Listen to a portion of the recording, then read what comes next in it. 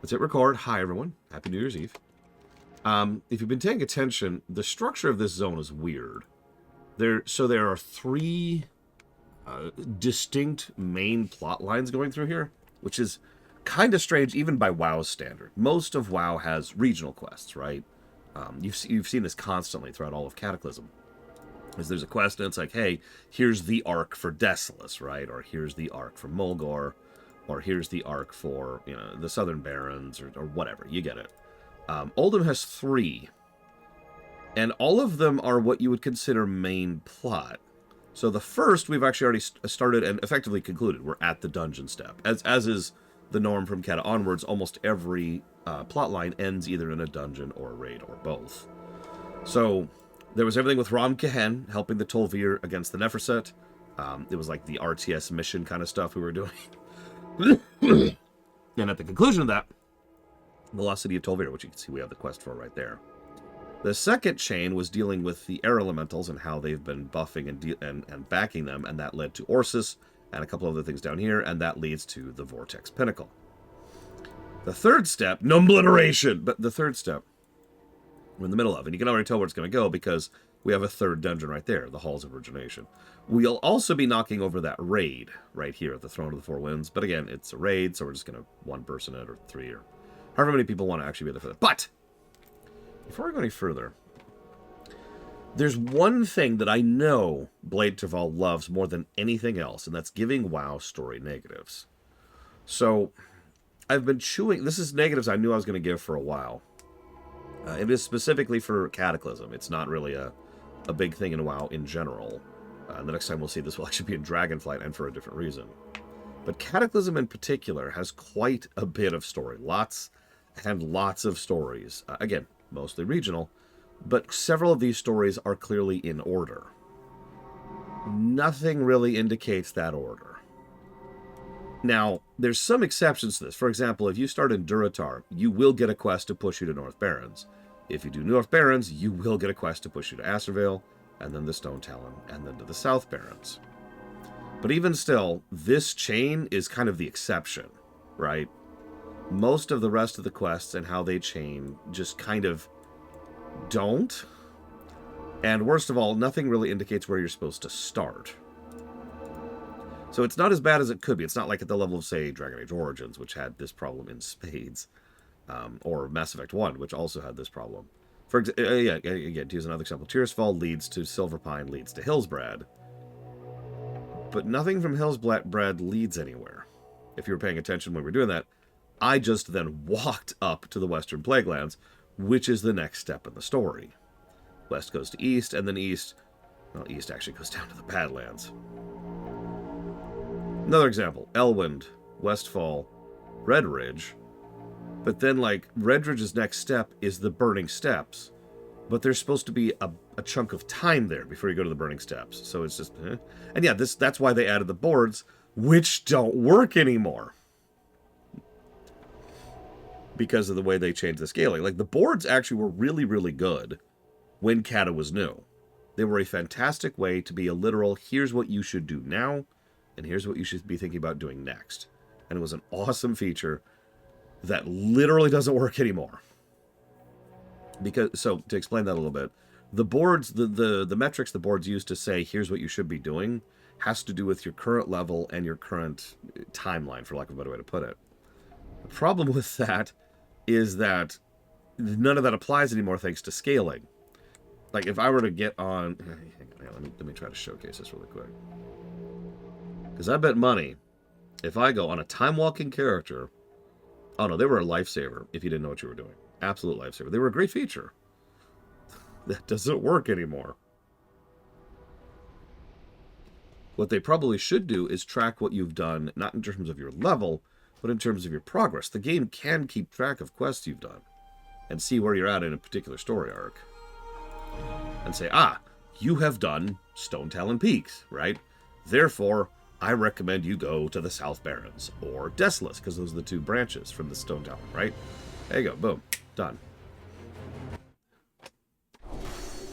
But yeah, let's see what the board recommends me. I am still time walking on this character.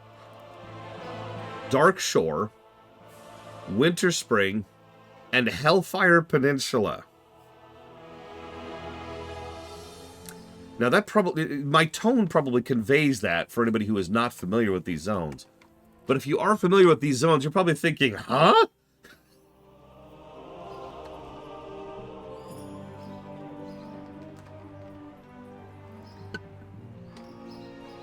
Wow. That's true, Kira White Noise. You're absolutely right. Yeah, by the way, as a reminder, I am time walking right now on this character for Cataclysm. I know because all my 67s are at the moment. I was actually checking that just last night. Anyways, point is, this is a clear story sequencing negative. The question is, how do we part and parcel those specific negatives out? So that's the question I posit to you. I'm going to go and read the upcoming quests while we think about that. Look, there's no sword. I don't know what you're talking about.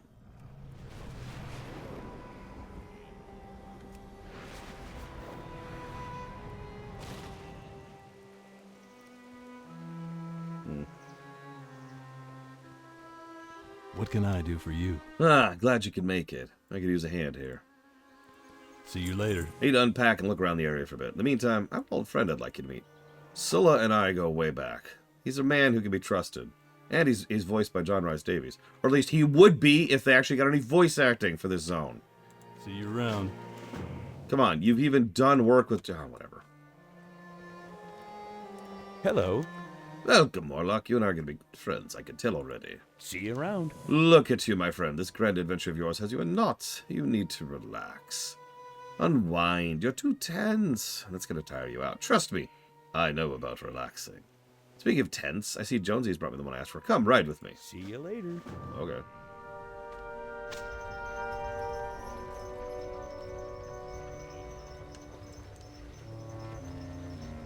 Ignore the imps.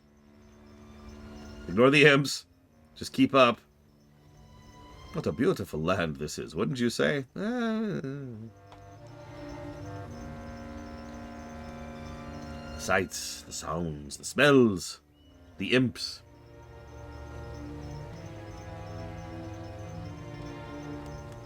Uldum is full of treasures, my friend.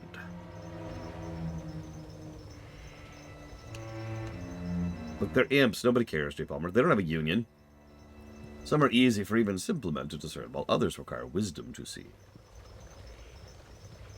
I can see that Uldum will one day transform into from a dangerous wilderness to a tourist magnet. Yeah. And then a source of old god invasion. People will come from all over Azeroth to marvel at her wonders. I plan on creating a wonder of my own for them to behold.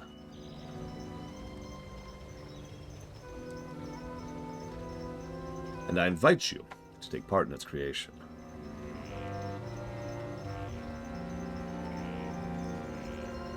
Believe me when I tell you, you're in on the ground floor of something big. Okay, if anybody tells you you're in on the ground floor, they are a scammer and they are lying to you. Real life advice. Have a good party, Yura. Yeah, I anticipate there will not be a lot of people today. Like Jesse's Mask, who's going to see Sonic 3.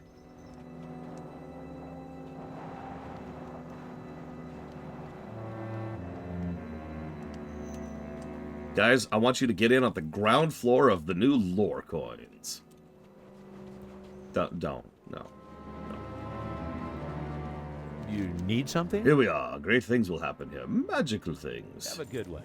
One thing about me you might not know. I come from a long line of trappers. My father taught me as his taught him. Master the art of trapping creatures in the most merciful manner. As any master trapper will tell you, the most important ingredient is an effective trap is bait. So let's start there. Fill this bucket with the meat scraps Safe travels. of any creature. See you around. Now we got to do a quest called Camaraderie. Do you get it? Greetings, friend. You're always welcome in my humble tent. Looking for something to do? Scylla has just the thing. Camels are good to have in hand regardless, but when putting together a performance the likes of my sideshow, they're an absolute must. Take this harness. Use it to subdue a wandering camel. You may have to humble it a bit first, if you know what I mean. Have a good one. Safe travels. Some see my little sand pygmy as nothing more than a pet, a vermin, or worse, a vile little demon. I say they are simply misunderstood. Proper care and guidance, these little fellows may turn out to be a glorious gift of nature. Oh, sorry. I don't know what came over me there. So Blade Chaval asks a relevant question pursuant to the earlier question I asked, which is how easy is it to lose, to stumble upon the next quest chain? Unfortunately, the answer is it varies. What really boils down to is if you are thorough about a zone, you will get the next vector quest. This is Kata, not BC and not Wrath. And there are vector quests everywhere.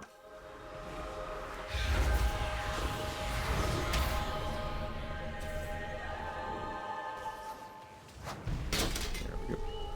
Jesus, my pets are just killing that camel.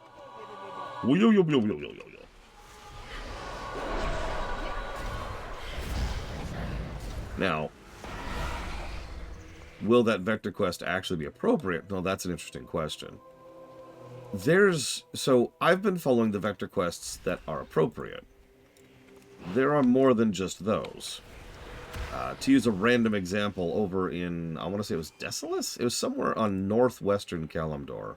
There was a vector quest to do Stranglethorn Vale.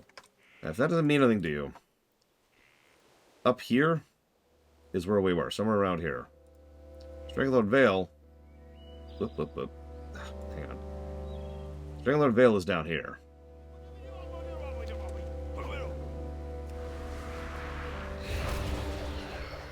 So, you know.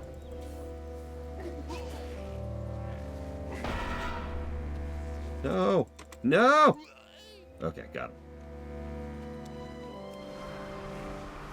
Yeah, we had some speculation about pygmies, but they have not been seen since Kata. Yeah, I was going to say, I'm pretty sure the original idea was for this to be part of the Sand Gnome chain. It was hinted at back in BC. And they dropped that. Possibly for the better? What? No! Ah.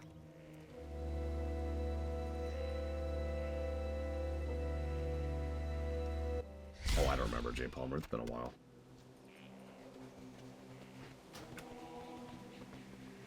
Would I say I'm more or less likely to find the appropriate vector than an inappropriate one? The problem there is what's likely to happen, and I know this because I've seen this happen, is you're going to get, like, any given zone usually doesn't have one vector quest. It has like 2, 3, or in very rare cases 4. One of those vector quests is the story vector, right? The one that leads to the next step in the chain. The other ones are just other zones that are level appropriate for where you could go next in order to keep your adventuring going. So, I honestly, in terms of just pure math, I'd say about 1 and 3.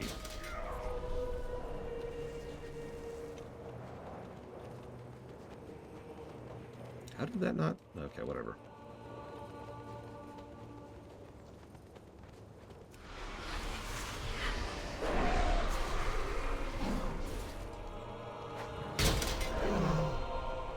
I will also say, regardless of everything, that I think that a story negative is deserved for, well, we'll talk about that in a minute. But let's figure out the New World stuff first.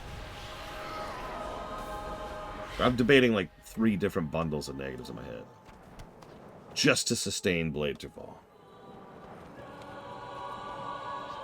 I've said this before, I'll say this again. WoW has more or less the opposite problem in too far of the opposite direction that FF14 does. In FF14, you really have to do everything in order. No, really, because everything is locked behind unlocks. That's extremely aggravating.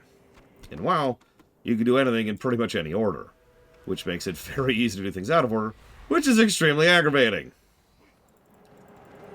There has got to be a middle ground. Right, there has got to be a middle ground here. I love Balthasar. Happy New Year's.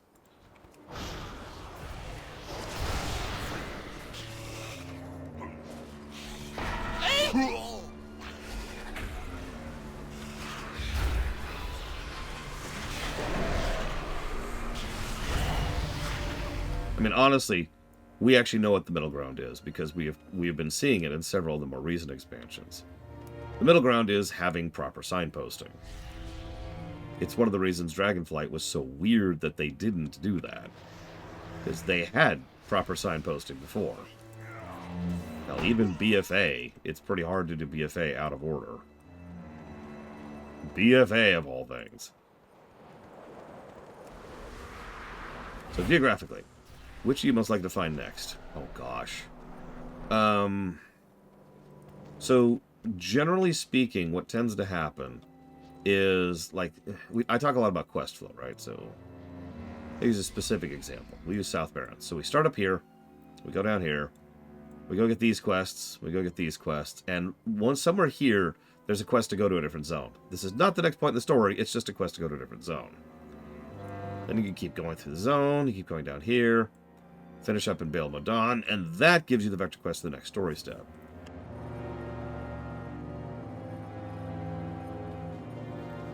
Depends on the area, Lord Haramont. But I haven't seen that for New Year's in quite a while. That sounds adorable, though. That sounds like the kind of thing I would actually like.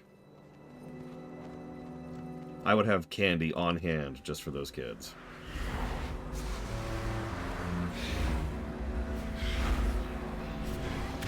See, you see why the debate here for me, Blateville, is not, is this a negative, but how many? I don't want to just blanket negatives for this, especially since there is actually some good story sequencing here, because you can tell where to go as long as you follow the vector quests.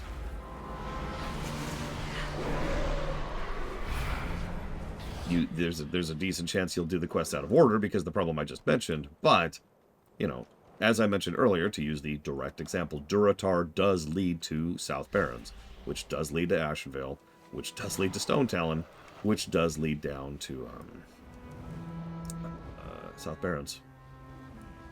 Here's another example. When we were on our Night Elf and we were in Ashenvale, one of the vector quests headed north to Fellwood, which makes sense. But again, Fellwood is not the thing we're supposed to be doing next, right? You get my point. Now, unfortunately, I have to AFK.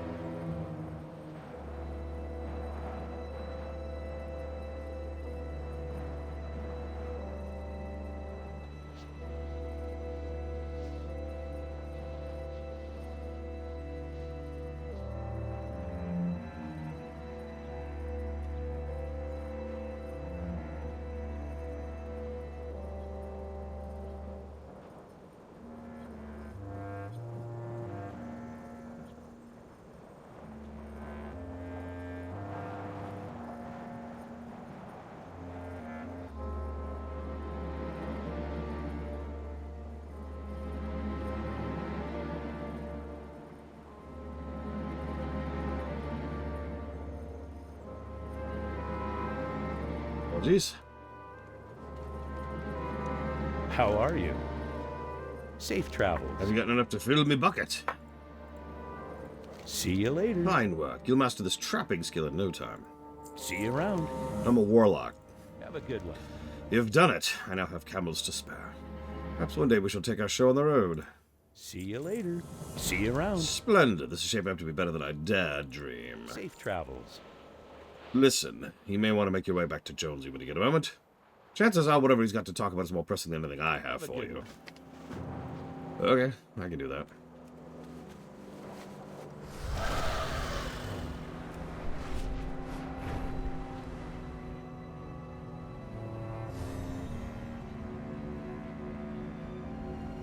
Well, my thoughts on that are very simple, Gum Gum.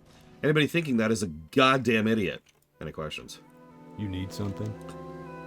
Have a good one. All right, kid. My research is complete. We're about ready to activate the final obelisk. Be careful. Here's what we've learned. There's a Titan device deep in a place called the Halls of Origination. Remember, that's our third dungeon. It's meant to be an emergency reset switch for all life on Azeroth. If activated, it'll destroy every living being in the world. Yes, down to bacteria. That's only meant to be used under certain extreme conditions, but if Deathwing is able to corrupt the Titan Watchers, he could use the contents of the coffer to trigger the device. For the Alliance. See you later. There's just a few specific pieces of information I'm missing. Once those blanks are filled, we'll be able to activate the final obelisk. Then it'll be a race to discover the coffer before Schnotz and his cronies can. Those fools are excavating the site as fast as they can, ruining more than they're looting. Okay. See you around. Be careful. Let's see if we can fix that then.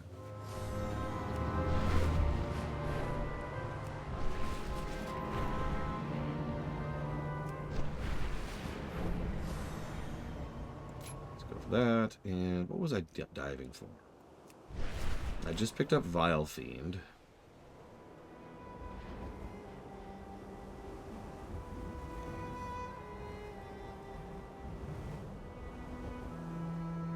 Ooh.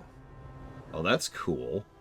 Okay, so Warlock talents, right? Vile Fiend. Summon a Vile Fiend. A 30-second cooldown. Costs a soul shard. There's two upgrades. Increased damage by 20%, and it now applies Wicked Maw. Wicked Maw causes the target to take 20% additional damage from your demons. And Dreadstalkers deal active damage, more damage while your Vile Fiend is active, and increase attack speed of Dreadstalkers. But then you get this. You could turn your Vile Fiend into a Charhound or a Gloomhound. A Charhound does fire damage to all enemies in a range every 0.9 seconds, or Gloomhound does additional shadow damage to a single target. A lot of additional shadow damage. That's nice. I'm going to go with that, I think, for now. Yeah, those hounds. At least I assume. Because of Paradox Interactive Act. Quite literally.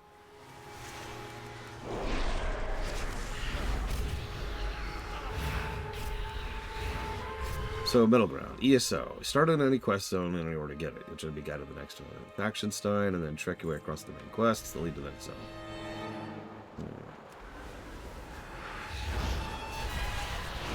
So,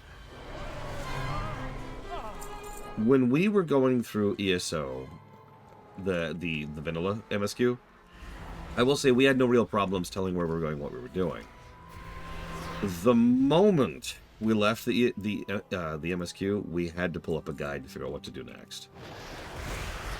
And maybe that's changed. I mean, it's been a couple of years since we did it. But that was our biggest issue. That does still sound like a decent, in-betweeny option.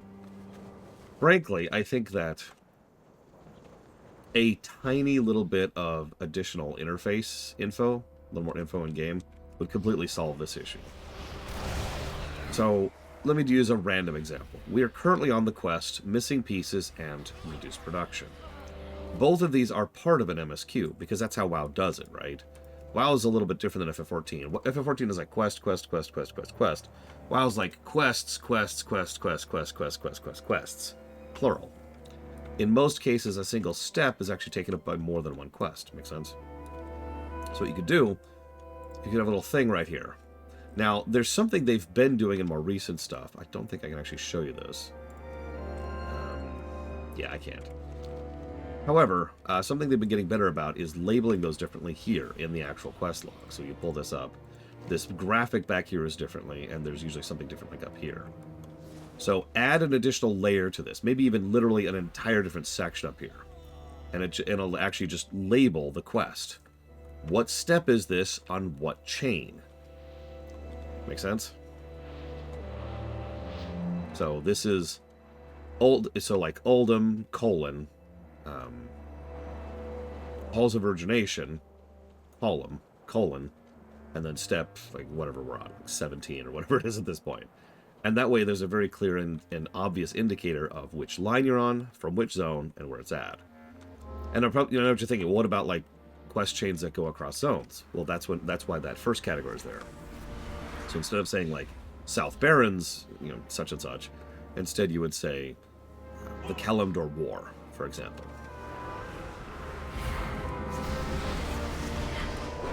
Stuff like that. It would have to be workshopped, and someone would have to go back and manually flag every quest in the game, of which there's about 30,000, in order to make sure that they're properly set up for wherever it is they need to be indicated. Because I would pretty much codify a lot of the concepts I myself use for organization. Like secondary quests would be labeled secondary. They're X of Y's, and they're not connected to any major story arc, so that's your secondary quest. Anything that's part of a chain of any kind is probably primary optional, right? So stuff like most of the main quest zones stuff, like the regional stuff, would probably actually qualify as primary optional stuff. And then, of course, you have your straight-up MSQ. That's the stuff that is relevant to the main plot for a given expansion. And since we're in endgame zone stuff, all this stuff with Halls of Origination and with the Tolvir, this is MSQ. It may not quite look like it, but it is. We are fighting Wastewander bandits who were hired by Schnatz, who is working for the Twilight's Hammer, who is trying to destroy the entire world on behalf of Deathwing. Yeah, no, this is MSQ. You get the idea. Obviously, we'd also have to change around a little bit of the,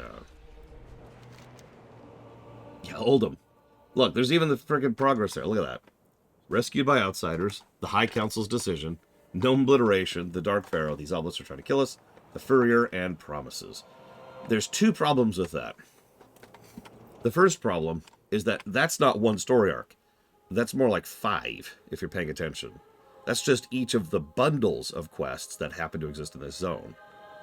Each connected quest chain is one of those 7 chapters. The second problem is I've done all those on my account. So when I check, as you can see, it says I've done everything, even though on this character, I have not. That being said, I do think we could polish up the zone indicator right here. Like, do more with this, Like, if I scooch over here... Oh, it doesn't even say. It doesn't even have anything over here. Damn. Well, whatever. We can talk about that later. Anyways.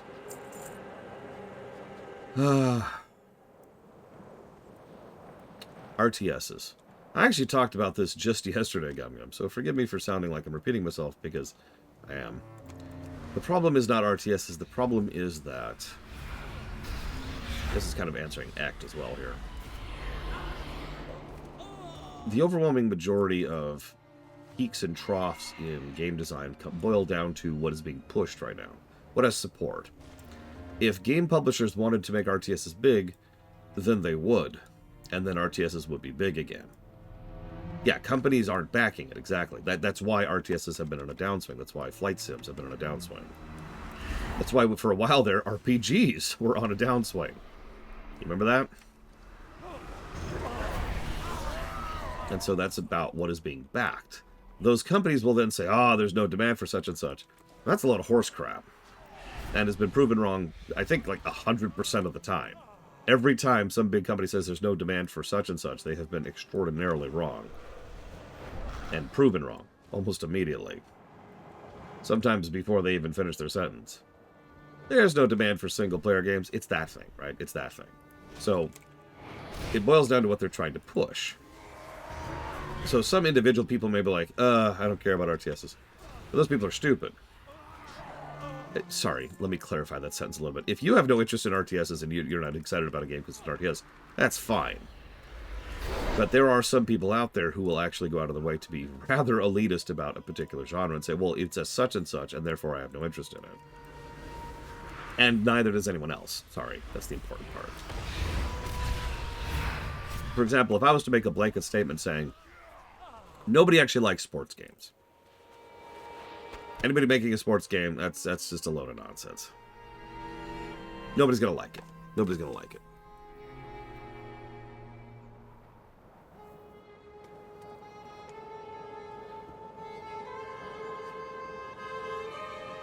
Oh no, intruder, intruder, alert, intruder, alert.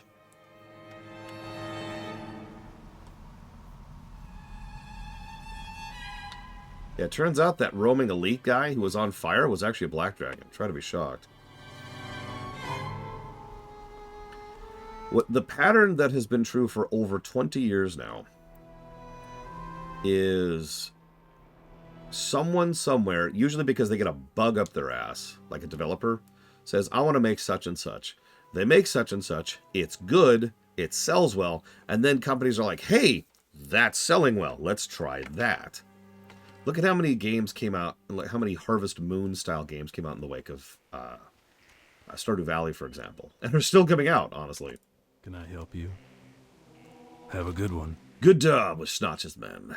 Sounds like you gave them something to think about. Hopefully it bought us the time we need. For the Alliance. Be careful. Yes, perfect. I'll need some time to make sense of these, but the information's here. Good work. For the Alliance. Looks like you really got their attention. We're never getting in with them on alert like this. It's just a matter of time before Schnotz's men activate the obelisk, and I need to research the scrolls you found. I need you to figure this one out with me. See you around. Okay, let's go see Sully. Maybe he might help us. Concord. Oh, poor Concord. Poor Concord. As with so many other games, a game that was sabotaged from word go and left to die.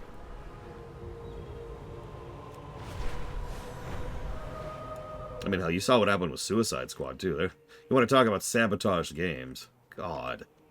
Hey there. See you later. It is good to have friends, Warlock. While kindness is its own reward, there can be tangible benefits, too. Some friends of mine recently intercepted a shipment of Schnotz's plunder and found something that should serve your needs nicely. It's a piece of Titan technology that renders the user nearly invisible. Oh, thanks. Have a good one. You are super helpful, Silly. Thank you.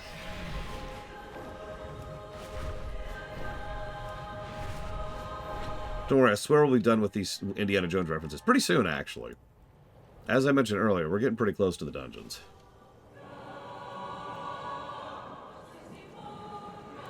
Far too many, Act. Yep, StarCraft 2 is the worst problem. It is all to blame on StarCraft 2. 100%. No doubts, no exaggeration. Worst game ever made. Negative 1,000 to story and gameplay.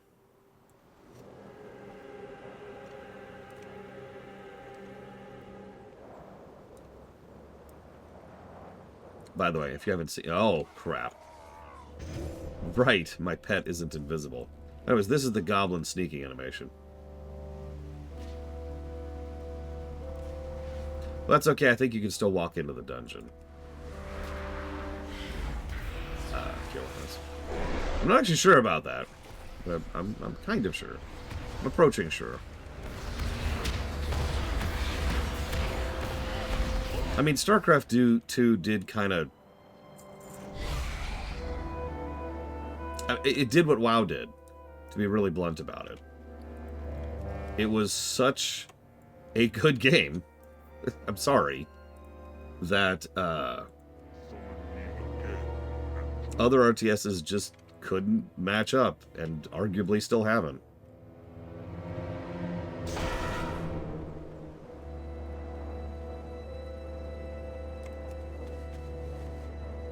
We've had some interesting RTSs since then. I've heard good things about parts of Age of Empires 4. I enjoyed parts of Iron Harvest. Age of Sigmar was garbage.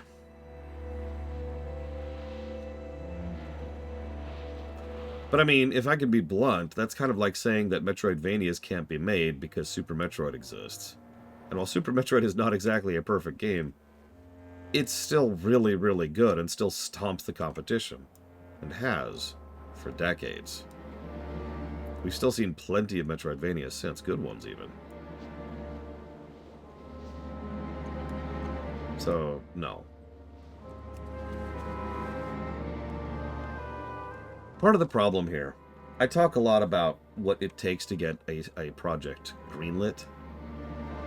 And part of the problem there is that there's no actual standard about that. Like, for example, let's say we're in a meeting. Let's say me, Bragwin, and Takoida are in a meeting. And I'm like, all right. Or Evo. There you go, Evo. You're the boss. Evo, congrats. And we're all trying to... what? Oh, crap. Oh, crap, oh, crap, oh, crap, oh, crap. And we're all trying to get our own games funded. And so we're trying to get the green light from Evo.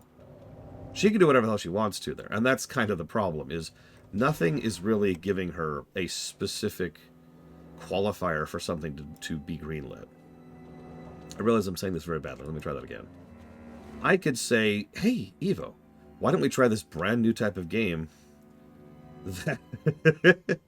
rate hike, tra-da-da. And can we have more turn-based tactical games? But yeah, no, it's not that, Gum Gum. It's not that. What I mean by that is I could give evidence, right? I could say things that indicate this is what you should do. I could say, Evo, RTS games are selling well. Here's proof. Or I could say, or Bragwin could then say, hang on. I've got this idea for a genre that's untapped. Nobody's really doing anything in that space, so we don't have a lot of competition, so we can make a ton of money on it. And then Takoida is over there being Palmer and talking about making a turn-based tactical game. All three of us can have valid arguments and valid backing for our arguments to convince you to greenlight our projects. But there's no standardization to you. I know that sounds like a weird sentence, but my point is, at the end of the day, the only thing that decides what's actually getting greenlit and gets and doesn't get sabotaged is the people, the actual individual people, who all have their own reasons for doing things, a lot of which are, frankly, really, really dumb. Like, we know with 100% certainty that a lot of projects get sabotaged or greenlit, sabotaged or not greenlit, shut down, in other words, because Bob in the office didn't like Bill, right? Just pure office politics, no other reason. Completely petty reasons. No validity, no tangibility. Greetings. Just, you know what? I don't like your face, so I'm going to shut down turn-based tactical games. But they could sell well, and we've been making good ones. Yep, but I don't like you. Doesn't matter. I'm nearly ready. Your scrolls contain enough information to discern their encryption method. Now all that's left for me is to translate the codes. I need you to scout out the chamber. There are likely to be a few troops there. You take care of them. I'll meet you when I'm finished. Have a good one. Thank you, Little Billy, for the sub. Always appreciate. Happy New Year. Oh yeah, then there's bribery and favors, and it's a mess. Now you're probably thinking, why are you going down this rabbit hole, Lore? Well, there's actually a very simple reason. It's because of the Kirby Block 1, Kirby Block 2, and Kirby Block 3. Thank you again, Little Billy, very much.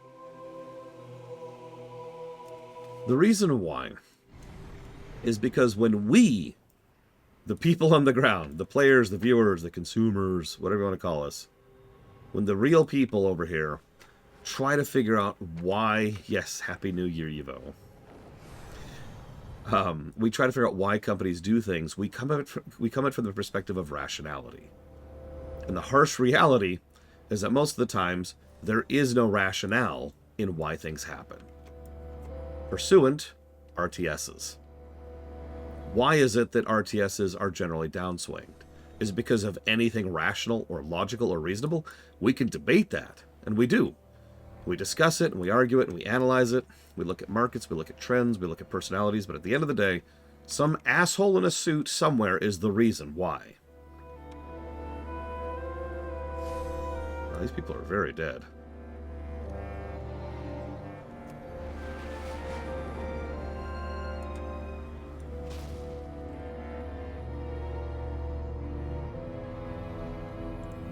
By the way, the name of this quest is Not So Fast. Honestly, yeah, Act.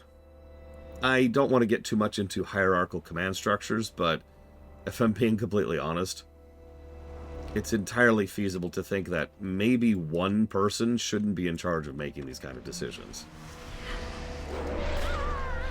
You know? There's one Evo, and it is Microsoft. It is the only reason I have any hope for StarCraft or any kind of Blizzard RTS. Because the only company doing anything in the RTS space is Microsoft. Ironically, yes, we can blame Bobby Kotick on this. He is one individual who had way too much power in his studio. As I've pointed out many times, there's a concept I refer to as the money people. On the off chance that you have never heard me use that terminology. Yeah, the second one was even pretty good, even. The money people refers to the people at a company who have the power to make decisions. Who that is varies. It varies from company to company. That's why I came up with terminology in order to describe them. But at every company, there's at least one person or group of people who make decisions. They're the ones who actually have the final say. Whether because they have seniority, or because they have a stake in the company, or because they're the CFO, or because they just have that much influence in the office, or whatever. It doesn't matter. Bobby Kotick was the money person for Blizzard, which is honestly kind of unprecedented. It is very rare that the CEO like that is actually that in charge, but he was. So yes, to round this out a little bit, we absolutely can blame a lot of this on Bobby Kotick.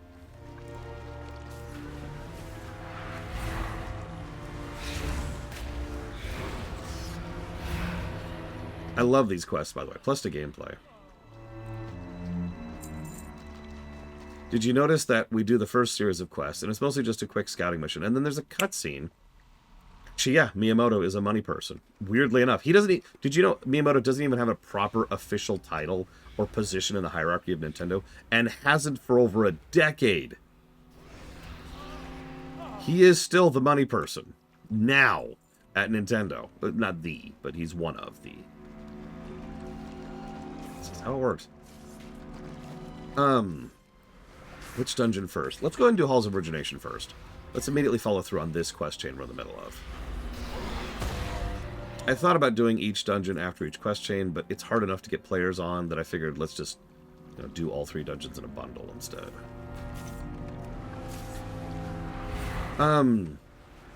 Me too, Fife. It's like, okay, I gotta be careful here. I gotta be careful. Oh no! Oh no! Ah! Quest design. You come into this area. There's a couple of relatively easy quests to do. Quick, simple, and then there's a cutscene which immediately sends you... Well, first of all, it shows what happens as a reaction to your sabotage, and then it sends you right back to the quest giver. Second quest. Gives you an invisibility thing. You run around, sabotaging a few things. Yes, hi. The second quest then once again plays a cutscene showing the consequences of your sabotage and teleports you right back to the quest giver. Third quest, we come down here and we have to kill elites, but each of those elites is a little bit damaged as a direct consequence of the fact that Indiana Jones is not here. That's kind of strange. Of the fact that they've all been injured by the enemies down here, which also makes it quicker and easier to defeat the player. Good design is just generally what I'm pointing out here. Now, it's really funny that I mentioned that because I think I just ran into a bug, which would be about my luck. Yes, for some reason, this entire quest chain, up until its last step, is primarily an Indiana Jones reference. Yep, nope, he is not here. Alright, that's cool. I can fix that. Sega.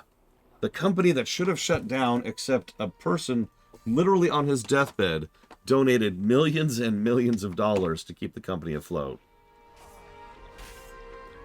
Totally wasn't connected to the Yakuza, though.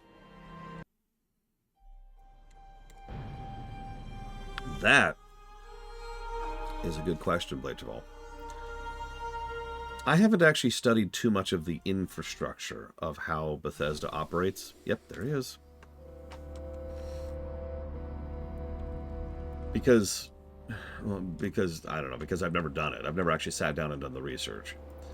But based purely on analysis of the arc of their games and all of their public reports, I would say with high certainty they are so, I hate to use this word, but it's very valid, incestuous. They are so stuck in their own giant room, jacking each other off, and totally thinking they've got this, that I honestly, to this day, legitimately doubt most of them have even acknowledged the problems of Starfield. Like, I don't mean, like, pushed back against it, because that's different, right?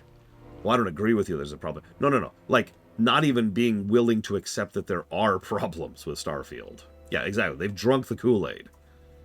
I don't know if that's true. That's analysis. That's a speculation. Hey there. Okay. For the Alliance. There should be 2 Titan communication devices in this chamber. If my translations are correct, one is a death trap, and the other will accept the codes. Okay. Good one. Let's do it, Dr. Jones. My gut's telling me. This way. All right, what do you think? Do you think he picked the right one? Todd Howard's weird. I know that a lot of people disagree with me on this, but I still have a shred of respect for Todd Howard. Not a lot. I'm not going to lie to you. Maybe respect is the wrong word. I don't think he's as bad as several others I've seen. That might be a better way to phrase that. Well, it went smoothly for a change. Like, when we have people like Peter Mull, system failure, internal data corruption detected, constructing defense mechanism. I should have known. Yeah, no, when we have people like Peter Molyneux in the industry, Todd Howard, he's small potatoes. I thought it was that.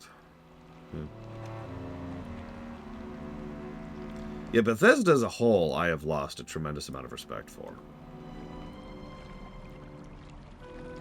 Like, there's that one woman and her team who do doodads, and they do them very well. And they do. Frankly, they're at Blizzard level of doodad design, and that is a huge compliment coming from me. Please tell me I don't have to fight that thing. And then there's the rest of the studio. There's a reason the 2 best games that have come out of Bethesda in the last several years, hell, last couple of decades, have been by other studios, ESO and Fallout 76. You need something? Okay, I think I can do this manually, but I need your help. See you later. Yeah, this all looks familiar enough. Thanks to the information you gathered for me, I'm sure I can activate the mechanism. I just need some free time. Okay. Be careful. Let's do this. Oh, I would have a hard time forgetting the launch of Fallout 76, because if you remember, I was covering it every week on Lore Week. And to clarify that, every week I had something new to talk about that they'd screwed up.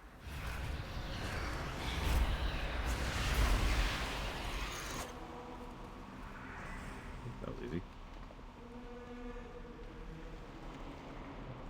Can I help you? That should do it. Stand back. See you around. And it's never coming back, Five. Thank God.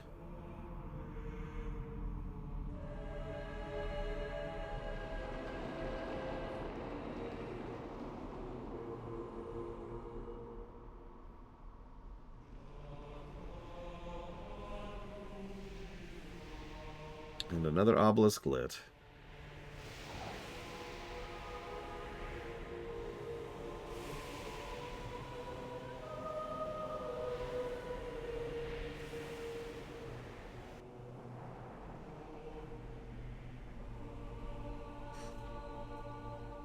Good day to you. Jonesy tells me you 2 need to make it up that mountain. You're not going far with troopers crawling over it like ants.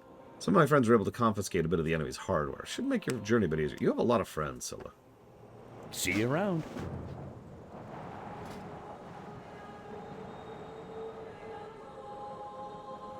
I think we're going to get the single target one. See how that feels.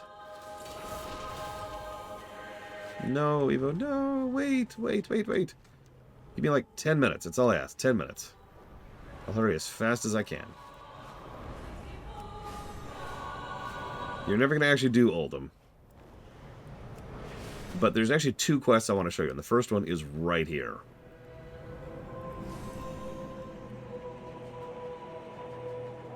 It'll let me. Hello? Oh, no. I'll turn in the quest first. Hey there. Have a good one. Sully wasn't kidding. That krill is crawling with troopers. Be careful. So, a lot of people disliked this quest. Those people are stupid. Sorry, I shouldn't say that. What I like about this is how long it takes for the shot to get there is directly connected to how far away the shot is. So you actually have to map out how far ahead of the target, how far ahead of your target you put the shot, like that right there. Just yeah, that was almost a bullseye, based on how far away they are. By contrast, up here up front, it's like right here. Oh, that was actually a little bit too close. Hang on. There we go. Sorry. Let's remove the freaking add-on so I can actually do this properly. And this is cool. Like, oh shoot, they turned around. This is cool. I like this. A lot of people hated this because, you know, you have to actually aim your shots. And yeah, I got that achievement, as you might imagine. Yep, no, but I'm going to miss.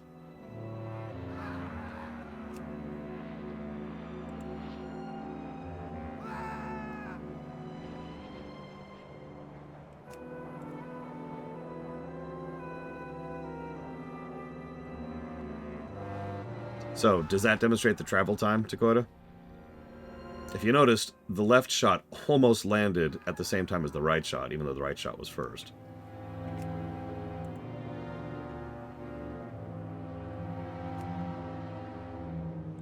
Here, I'll demonstrate a little bit better. So let's do one really far away, like right over there, far in the back right. And then as soon as the cooldown comes up, we're going to do one right up front here. That. There, see?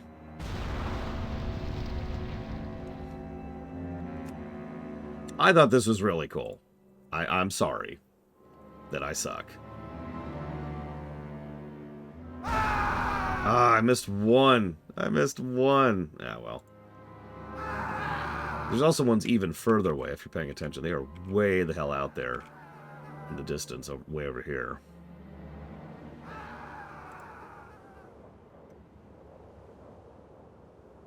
Yep, that one guy will live. He's right. He's still right there. He's just standing there. Oh yeah, they run around on fire for a bit. Also, I love that sentence out of context. I love how they run around while they're on fire. It's hilarious. Yeah, this is just Uldum. It's just Uldum. Don't mind it.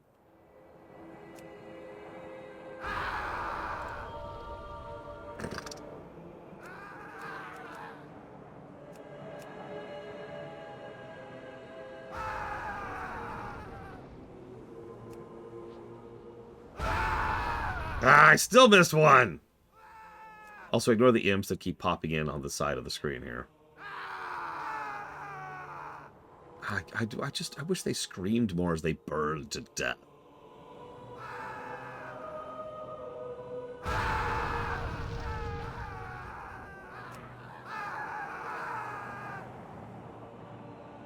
Yeah, fine.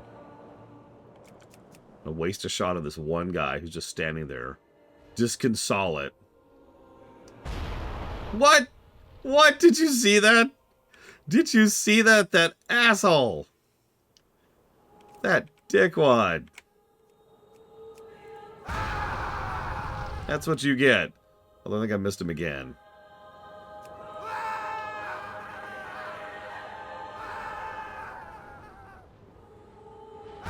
There. Definitely got him that time.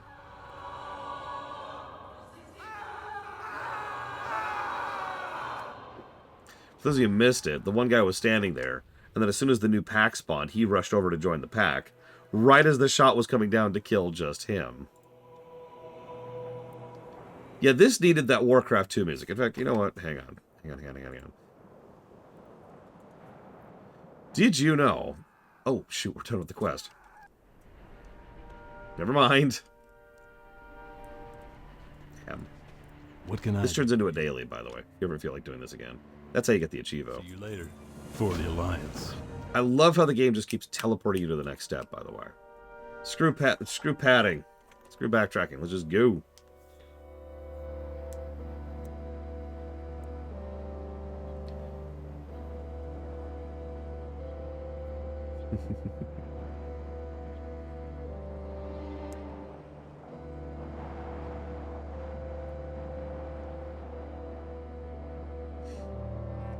Yeah, I think we got him.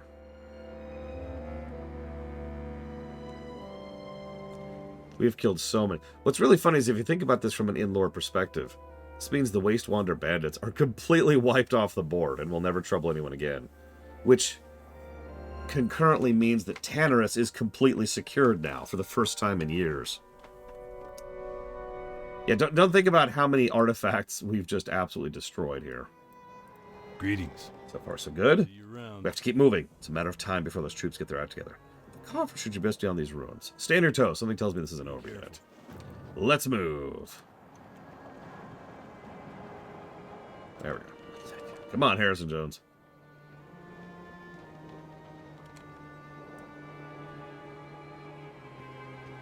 Happy New Year's Eve, I guess, off the deep end.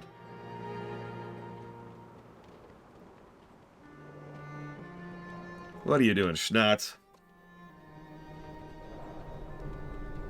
I figured I'd see you again, Schnatz. We meet again, Dr. Jones. Thanks to your work in this region, my mission has become much easier. I know what you're up to, Schnatz. Deathwing will never have the coffer. Not if I can help it.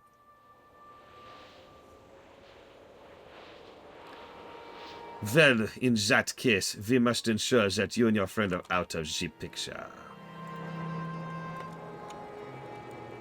Permanently. So, if you've seen those before, you know what those are. If you haven't, well, there's a reason that guy's right there. It immediately starts killing his own men. Of course. Villain's got a villain. Not so fast, Schnatz. So now I gotta deal with that monster. Where did those... Okay, I don't even care. I don't even care.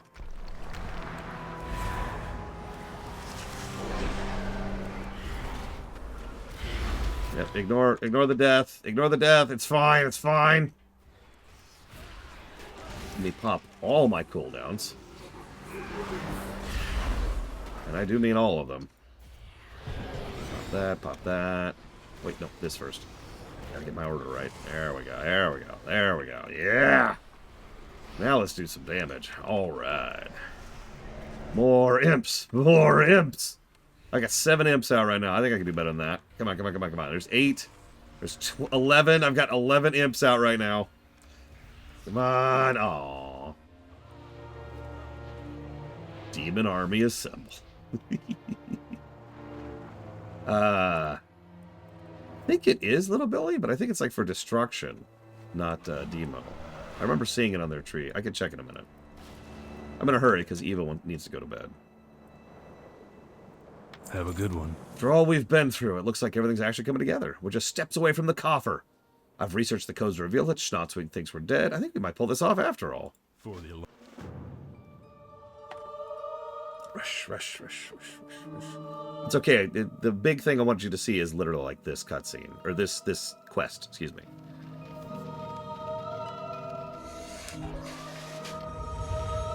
That ought to do it.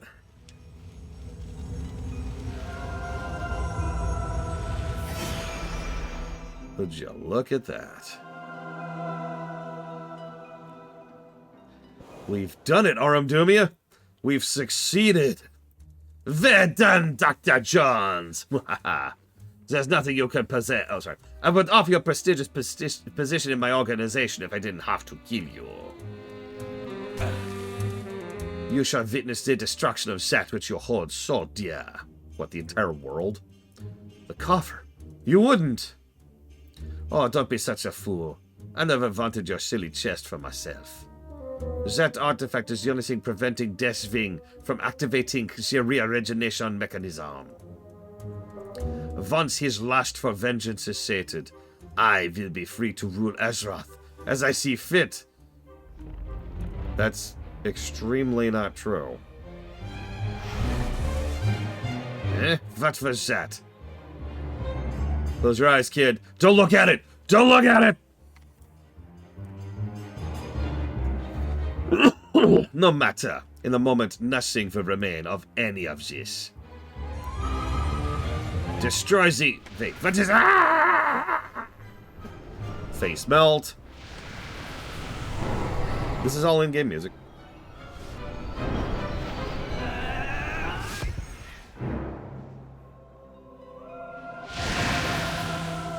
Oh, fresh air at last. 2 steps ahead of you again, Junior. As usual. Okay, I release you, Evo. But I there's a small implication here. When Pax and I very first did this, it was funny because the entire quest chain, Harrison Jones, is always like 1 step ahead of you, right? And the whole quest treats it like he's, you know, the elite, for lack of a better way to put it. Then we get here, and it turns out Harrison is actually just a newbie nobody compared to the real explorer, which is frickin' Bronzebeard. Which, if I'm being blunt, makes perfect freaking sense. Inquiring minds just got to know. Lucky for you, this old dwarf's got a few tricks up his sleeve. You should have seen the look on your faces. Keep your eyes on the... Oh, you and Junior took your sweet time getting here, didn't you? Holding hands, taking in the sights, I'll wager. Don't go breaking your arm and patting yourself on the back now. The real work's just beginning. There'll be more to this artifact than you know, but in order to reveal its secrets, we've got to go to the cradle of the ancients. Don't do anything I wouldn't do. Can I help you? Of course I have a plan for moving the coffer. Someday the old coot will learn to trust me. See you later. I'd planned to bring the coffer back to my lab for study, but Braun has different ideas. He thinks he knows how to put a stop to Deathwing's plan at Uldum. Yeah, I've got to do a dungeon. My buddy Jock is waiting out there with transport. Here, put these flares around the perimeter. Let him know we're ready. See you around. Yeah, no, Braun is the real Indiana Jones of WoW. And I kind of like that. The answers are here. I can feel... Harrison over here, he's a joke. Braun, he's awesome. Nope, I still think that in War Within. I'm going to give him a negative, and I am. And then I'm going to give him a lot of positives. And you can't stop me. I mean, you can. You can argue me down.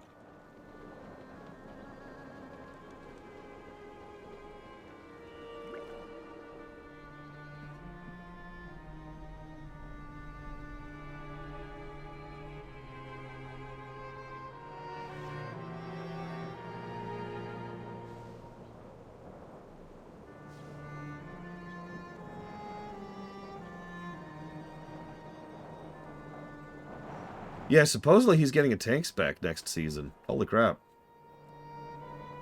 We actually were doing some tests. We were running Braun as a healer for a really long time.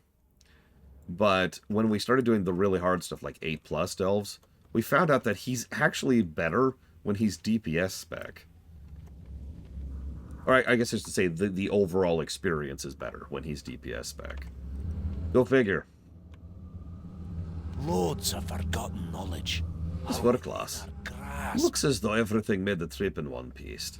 I'm beginning to see why Junior keeps you around.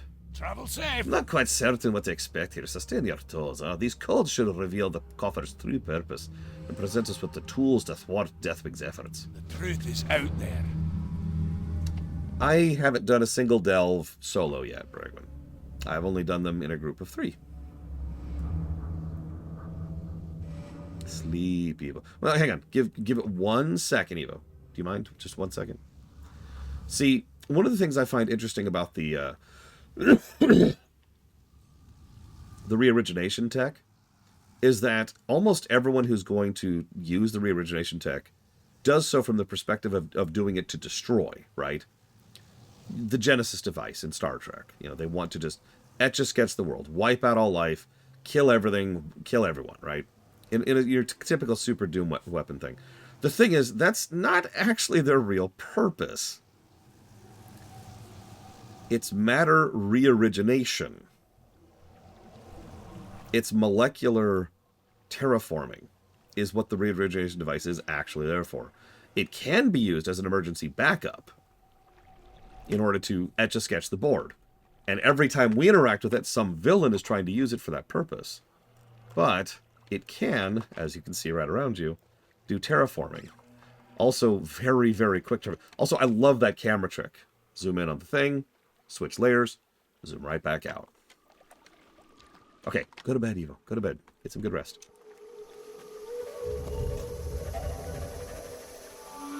What scale? Planetary. You'll find me. That's the problem, wherever the really. action is. The Titans don't think small. Well, just look at that. Don't do anything I just had a hunch this is what we'd find. I had no idea about organic transformations, I'll have to admit. There's more to this old relic than I dared hope.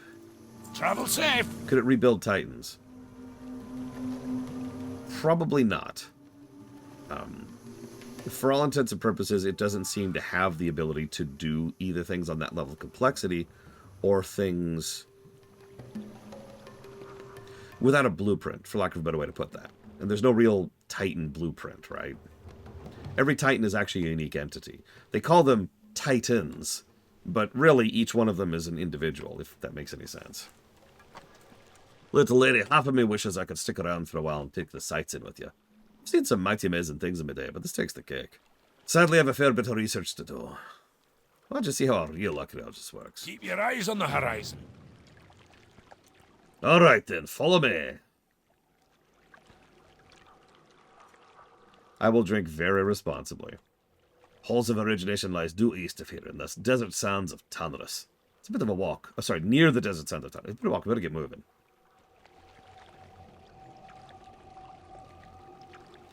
My back is a little stiff from being stuck in the coffer for so long. Bear with me if I'm a little slow.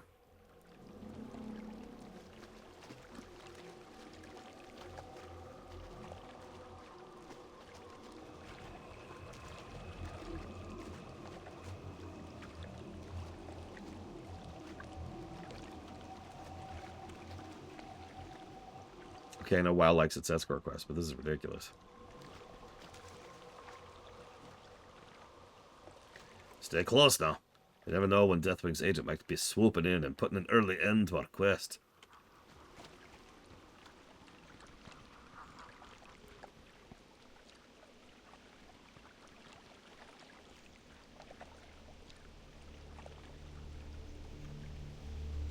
Just pulling your leg, lass. Low walk. Always good for a laugh. You go on ahead. I'll meet you there as soon as I get these discs decrypted. And then he races off at mount speed. So, how many of you get that joke before I explain it?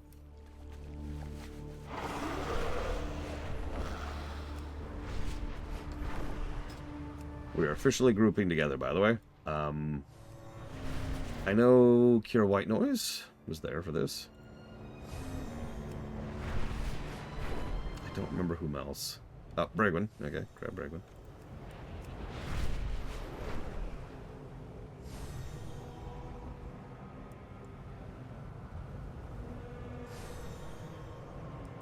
Give me a sec, Linera. I thought I had a third person who had already said, yo, I got you. I got your back, fam. I thought it was Maverick, but Maverick's in the North Barrens, so I was probably wrong. So, the specific joke there is that all the way back in the day, in Wrath, there was a dungeon called the Halls of Stone. And if you remember, one of the bosses in there was Bronn. And he would go and walk over to the thing and start the event. The thing is, when that dungeon was new, he was moving at this speed. So, everyone hated doing that boss, which I should mention you had to do in order to finish the dungeon. Because he would just slow... It took several minutes for him to even get to the actual boss encounter. Now, they patched that and made him run much, much, much faster to fix that. That's the joke. Because that was specifically Braun.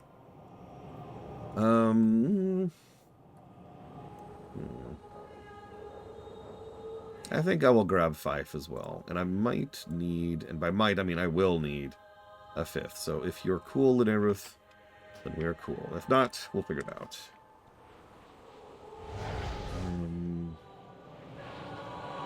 Grab that.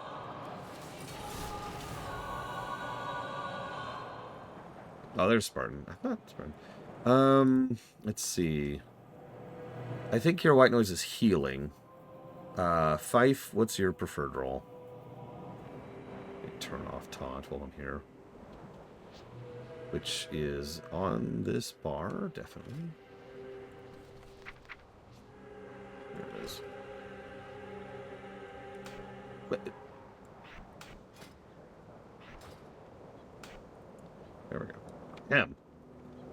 I think just DPS is fine then, Linear, if I can convince Fife to tank. As long as you're in the range. And then if you want to bow out, we could get Spartan for the next one.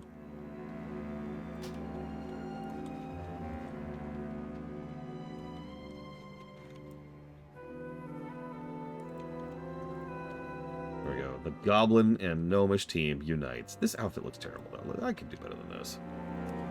Let's see. Shop, browse. What do we got for Warlock? Perfect! Perfect Goblin outfit for Warlock. No. There we go. No. A Goblin would have the gaudy one. Oh, no. Ladies and gentlemen, I think I finally found someone who works for the Noble suit. I've never found anyone who the Noble suit works for, but check it out. That just screams gaudy Goblin, doesn't it? Oh, I love it. Hey, let's get a wand for this. Where's my artifacts? Where's my artifacts? There they are.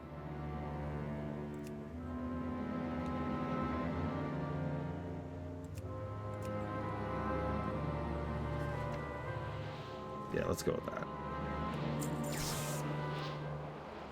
Farewell, friend of the Grummels. There we go. Sorry. Let me grab Luna Ruth. And we'll get her a summon.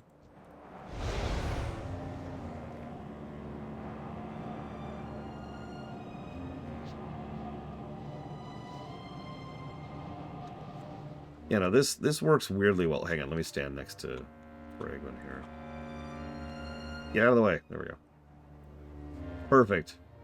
We have the Maybale robot and the Noble Goblin Warlock. I love it. We'll just wait to see if Linear's got that summoned.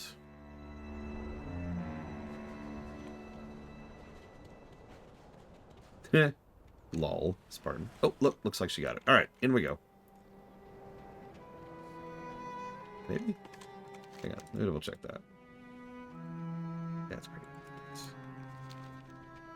Looks like it says Obelisk of the Moon, and this is the Obelisk of the Moon. I'll wait a second. There we go. Halls of Origination. Let's do this.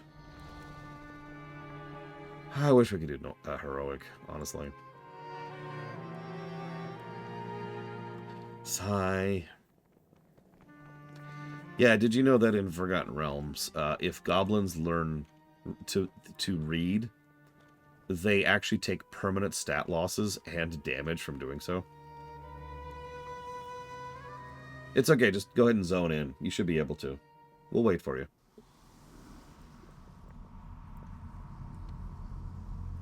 By the way, I do like... Here, let's show off some transmogs. Wait a second. Check it out. So we've got the Maybelle Bragwin there, the Mechanome.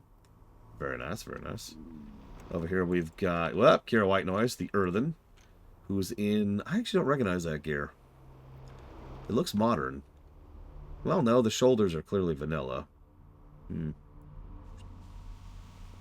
There's the Exile's Reach set. I actually have several pieces of that set. For Fife there. Love the glasses, and the weapon is terrifying.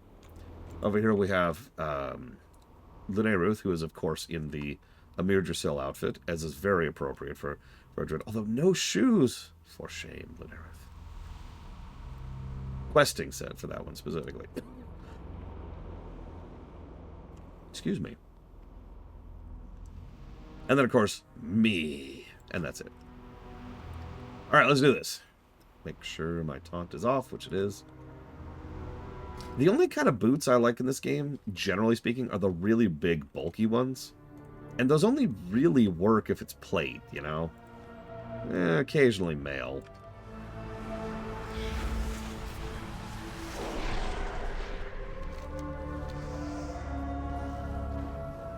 Ooh, I lost all my soul shards walking in. Holy crap. Let's fix that.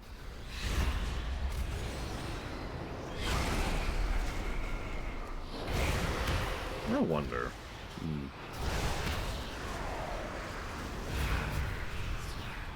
I like my plate armor to be plate armor. Kong, kong, kong. I like to feel like I'm an actual tank stomping around. Kong, kong, kong. You know in Fire Emblem, how the heavy armor guys just have absolutely colossal plate armor around them. You can barely even see them. I see people taking damage. I'm very happy about that.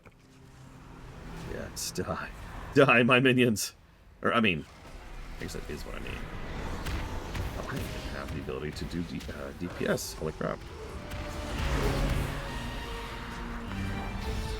You know, that's a fair point, literally. I can't argue that. Yeah.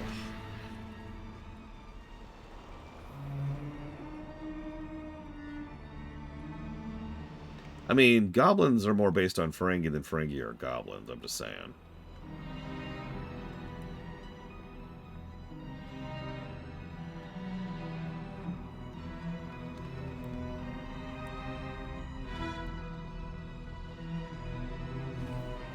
So, first boss. I don't even think this guy has anything special in normal. God, this achievement was so mean.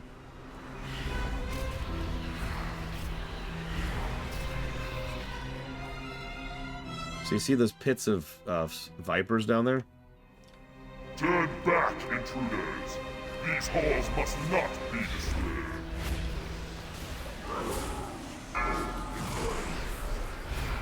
Beacons of light, bestow upon me your aegis. Okay, so we're gonna jump down here. Gonna hit this. Then we're gonna run for our lives. Bot might be down. Hard to check right now. Did you get the other one? Nope. All right, I got the other one. I'm gonna wait for some heals from my healer who is not here. Oh crap. It's okay. I got a health stone. I'm good. I'm gonna go ahead and heal for a second here. At least he's still got this mechanic on normal. That makes me happy. Oh, oh, oh. Oh, shoot. Where's the tank? Where's the tank? Ah! Beacons of light, bestow upon me your aegis. Okay. I'll get north. I'll get north. Someone else get south. Run. Run. Die, Lore. I mean, you can die. It's okay. Nobody cares about you. Ugh. Death. So once you get north and south, you then have to get up there and interrupt him. Otherwise, he just sits there for 3 minutes channeling this attack that does more and more and more and more and more damage every time it pulses. I accept your res. And I will use this to summon many demons. I don't have an interrupt, though, so...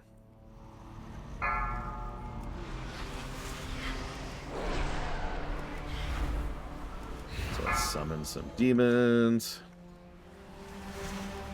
What have you done? And dead. Can you survive the entire duration? We probably could. Like, if we wanted to push for that.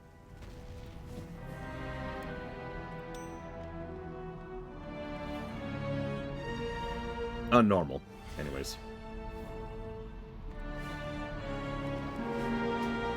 And heroic?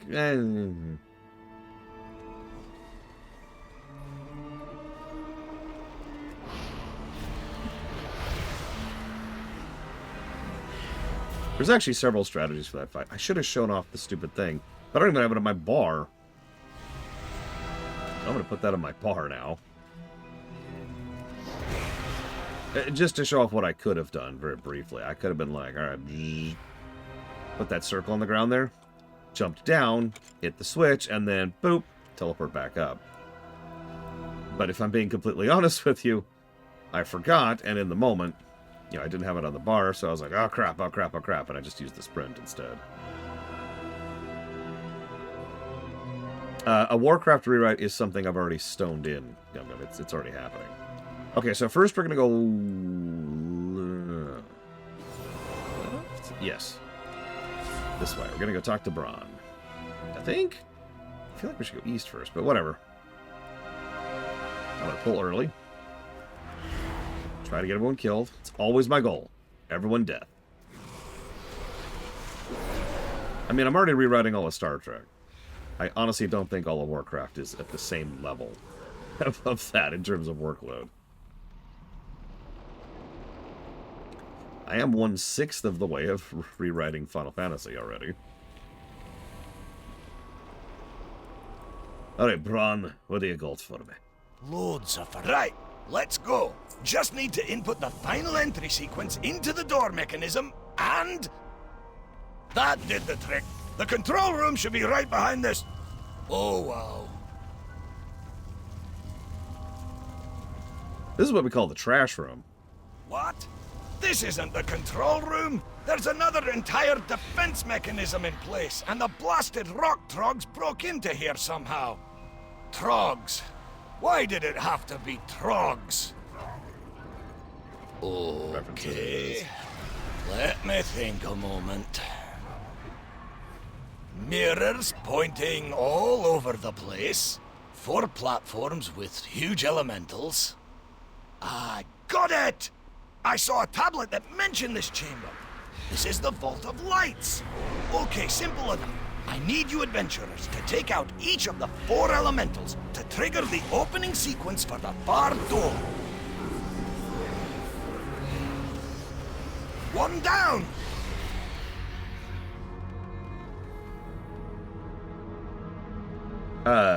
No, Blades Fall.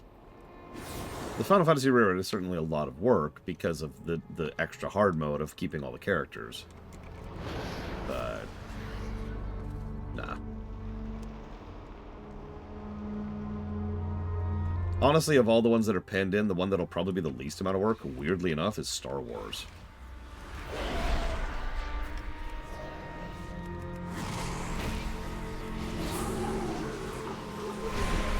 Another 1 down. Just look at those light beams. They seem to be connecting to the far door.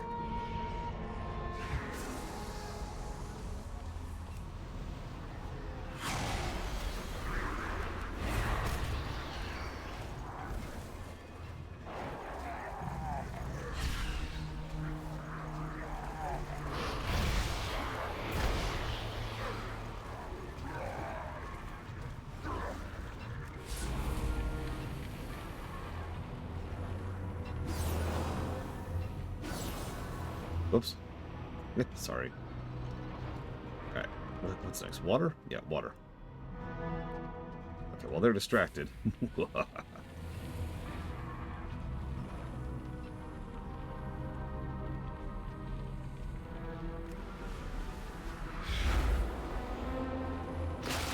One more elemental. Crap! No! Almost open. My comeuppance! I deserve this.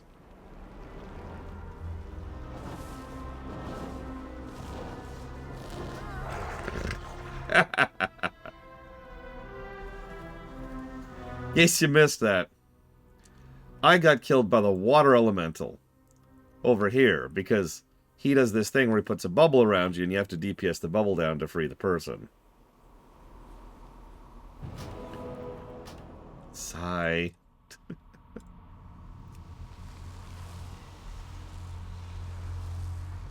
Doesn't matter, Spartan. I'm pretty sure Lunaruth... Well, okay.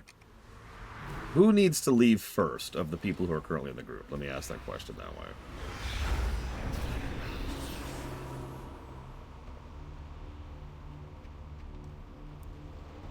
Yes, Bladesmore. No, I'm being sarcastic. I apologize. No, I was pulling the water elemental and the fire elemental at the same time. The door is opening. That looks like tank, Spartan. Oh no! Boss time.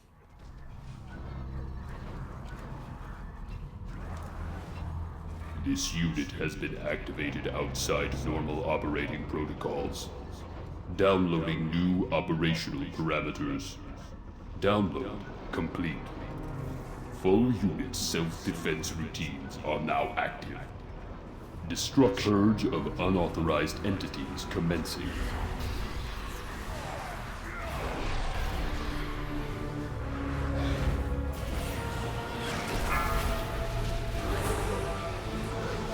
Watch your feet. Unreset unit shutting down. We've done it! The control room is breached! Oh, excuse me.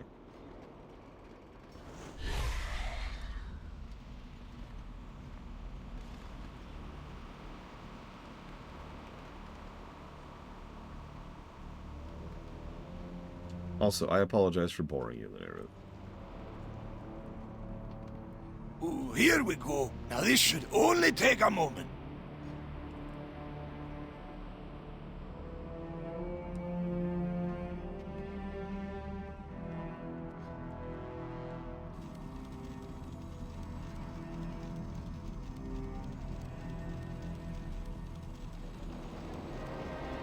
We could try formatting it. There's a thought. Inquiring minds just got to know. Well, I've got good, bad news, and... Well, scratch that. There'll only be bad news. The truth is out there. Someone's gone and corrupted the entire system. There's no way for me to access the main repository from this console. We're gonna have to do this the hard way. Hope you and your friends are up for a fight. There'll be 4 Guardians in the upper level. Won't be able to utilize the disc until they be, offline, as we say. Travel safe. Okay.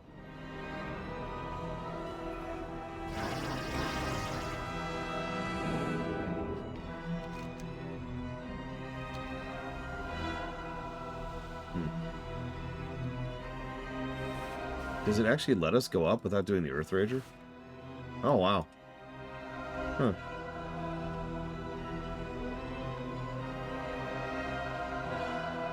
Well, pick a direction. We got 4 bosses.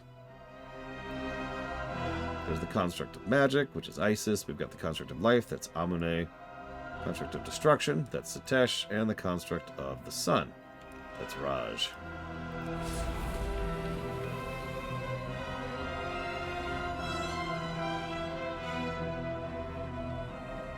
These are really fun, interesting, awesome fights on Heroic. I'm not even 100% sure we're going to see their mechanics, so I'm holding off on praise until we see what we see on camera.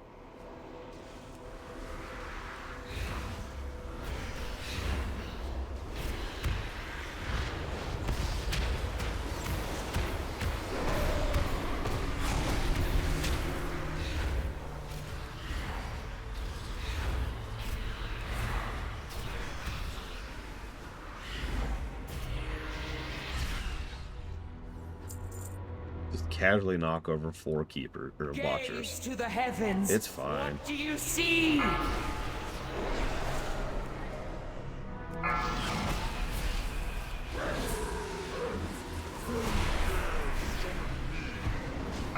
Face away. Get my radiance. So if you don't look away, that happens.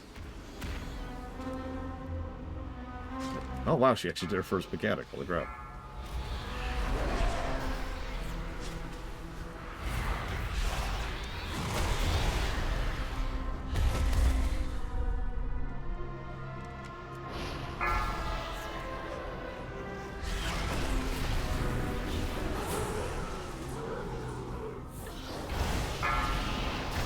So, she has 3 abilities. Each one of them is represented by a separate ad. Periodically, she splits up into her ads. The one you kill removes that ability from her retinue. eons of darkness by your hand.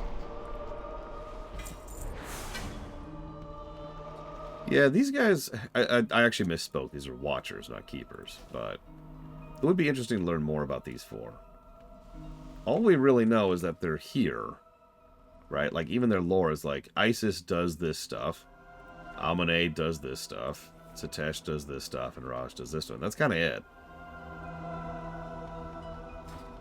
Like, there's very, very little lore there. It's a shame, because some of these little dungeon journal entries actually contain a lot of cool and interesting lore.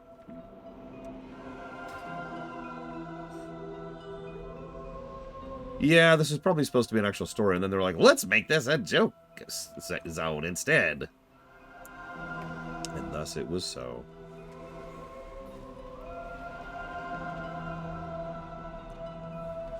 No, we're definitely not in Egypt. I don't know what you're talking about. You're seeing things. We're in the desert, thank you very much, with a giant river going through the middle of it, which provides a tremendous amount of bounty and resources around the river.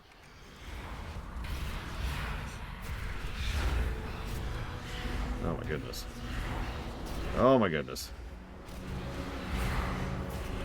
Okay.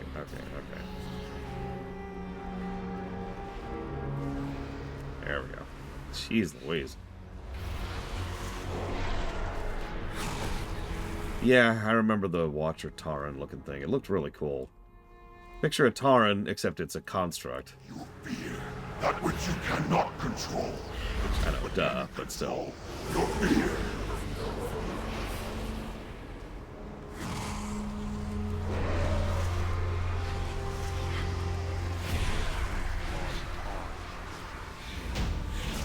Yes, harness your hatred. Just ran over him, Jesus. I'm not sure. They actually do name this river, but I don't remember what it's called. Oh. It is not named the Nile or the Doon.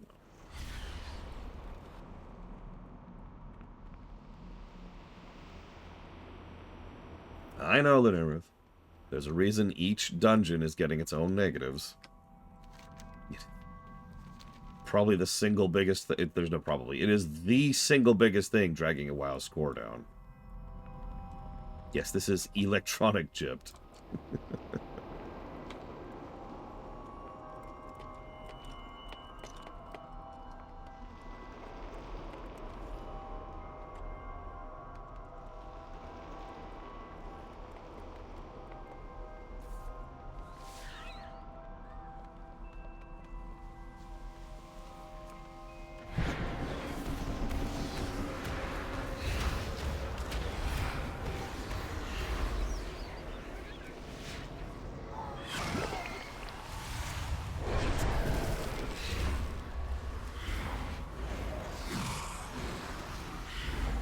I mean, Amane over there, he does kind of look Necron-y. He does have the power of life, as all Necrons do.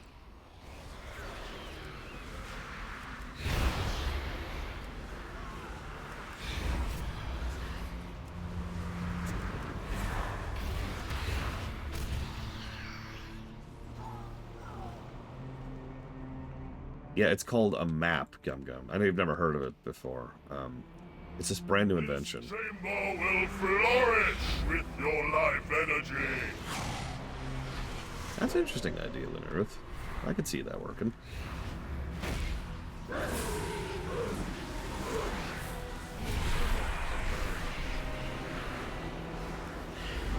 And yeah, you just generate experience on whoever you want to. The cycle continues. Yeah, so far the only boss we've actually had to engage in their mechanics on was freaking Isis. Well, and the first guy. On Hur.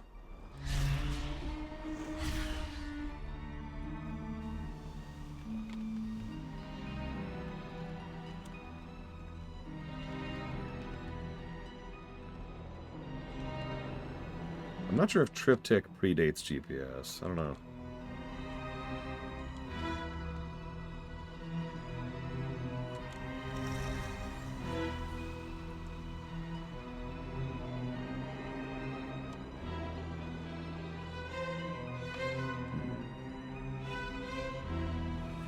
Oh, well, never mind. Ignore me.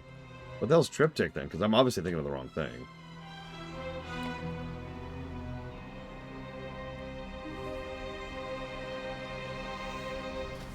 Raw here has a fun one. I'm going to have to look it up just to show you. I think it's the Sun Orb, maybe?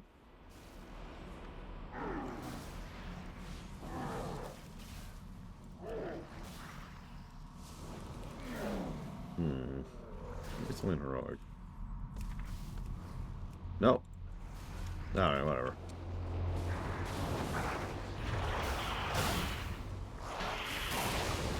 Yeah, now if only they could speed up leveling in FF14. Like, give us experience for doing New Game Plus, damn it. Map quest. What the hell is map quest?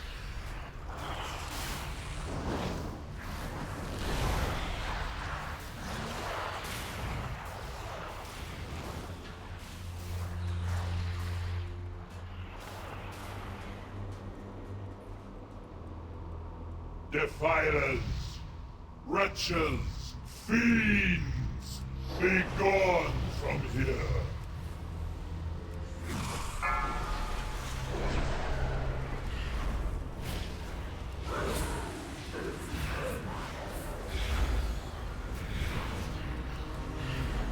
Yeah, we're not even gonna see him do his second mechanic. Blazing rays of light, take me! Here's the question. Is the quest gonna update? Well, that was a nothing burger. Double negative for that dungeon. That was way too easy. I've noticed it really does vary from dungeon to dungeon, too. Meh. Alright, Braun, where are you at? Braun? Braun!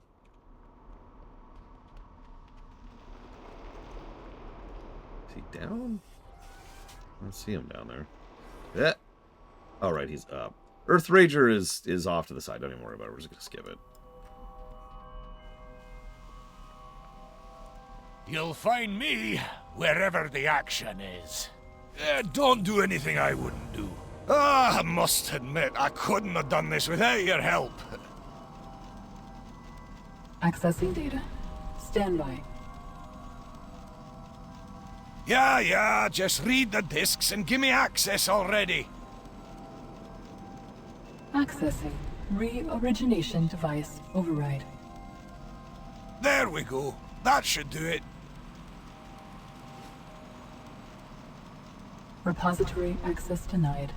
Re-origination subroutine initiated. What?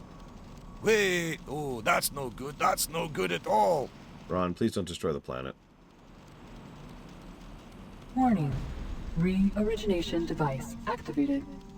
Detonation in 1 minute. Ron? 1 minute? Come on, Bron, think! I'm going in manually. There's gotta be a way. Ron. Buddy. All right, fuse is exposed. Now which one to break? Red or blue? Detonation in 30 seconds. Ugh, I can't decide. How about, in consideration of all you've done, we go with... Red! For the Horde! All right, here goes nothing. And yes, if you're wondering, if you're a Alliance character, he says blue.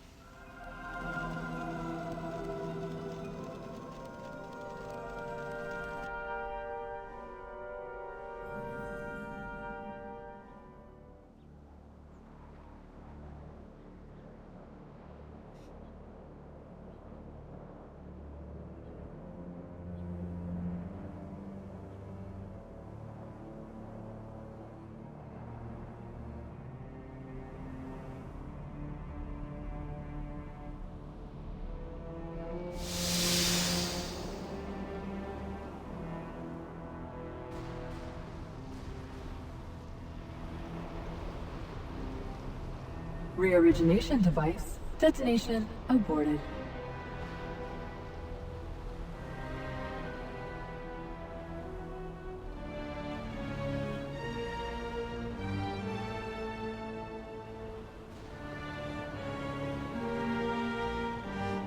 So we quite literally just saved the entire planet.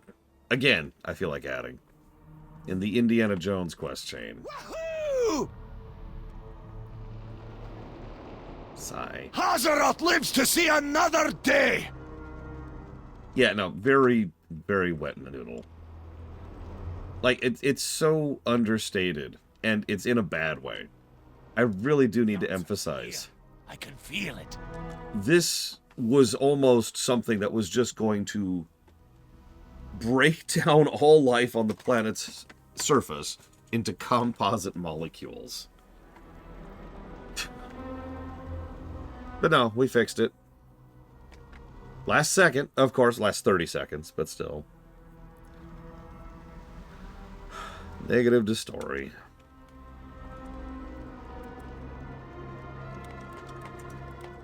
I mean, by contrast, look at the last time we did this, because we've actually stopped the re-origination device twice.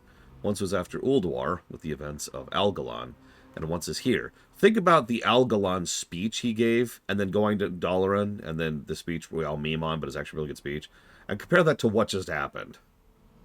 Like, come on, guys, this is after Wrath. You can do better with cutscenes now.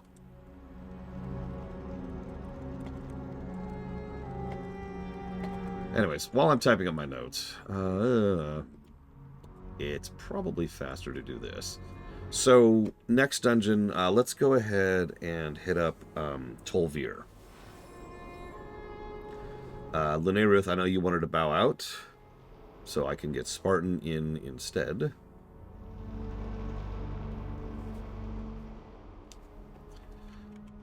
And yeah, that's another thing to keep in mind here. This thing was probably going to reset things to, I'd say probably after the Ordering of Azeroth, which would have been before the War of the Ancients. You know, when there was only one continent. Just think about that for a second. Because again, these things need blueprints, right?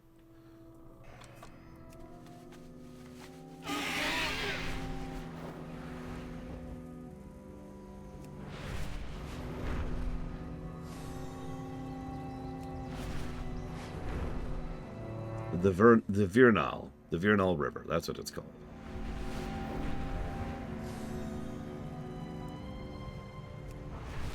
A small little tidbit, similar to Zul'Farrak, this dungeon is actually all here.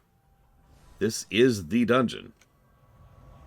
And its routes and paths and blah blah blah, it's just copy-pasted. The major difference is going to be that rooftop. We'll cover why in a minute.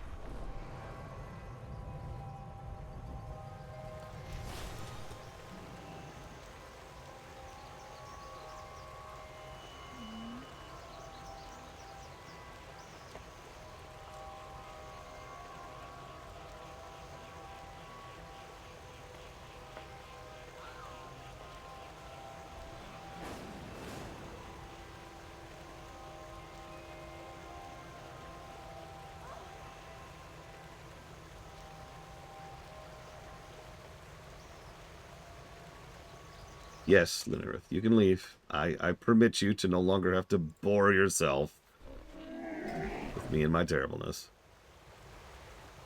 I'll go ahead and grab 5 here. And by 5, I mean Spartan.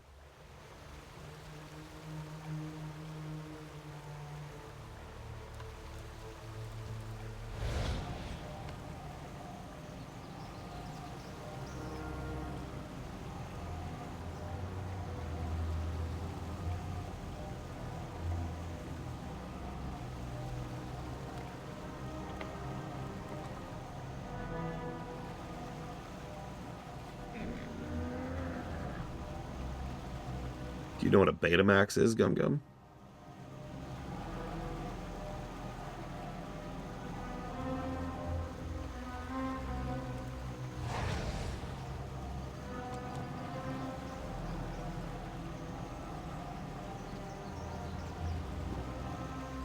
We had a lot of home videos on Betamax.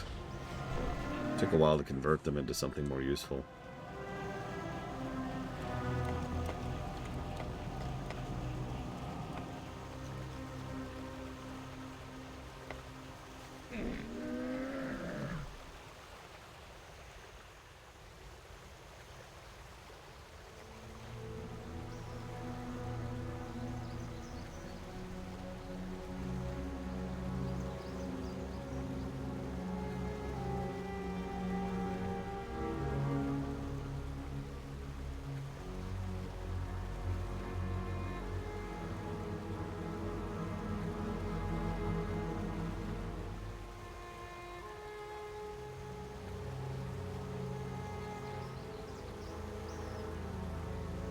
See you around, Kennex Cow. Have a good day at work.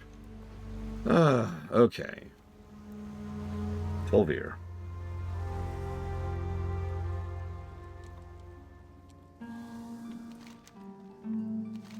Hail. Nadun spoke highly of you. Are you here to aid us? We are part of a clandestine operation put together by Prince Nadun of Ramkehen. We lost most of our unit during an ambush, and we're now unable to finish our mission.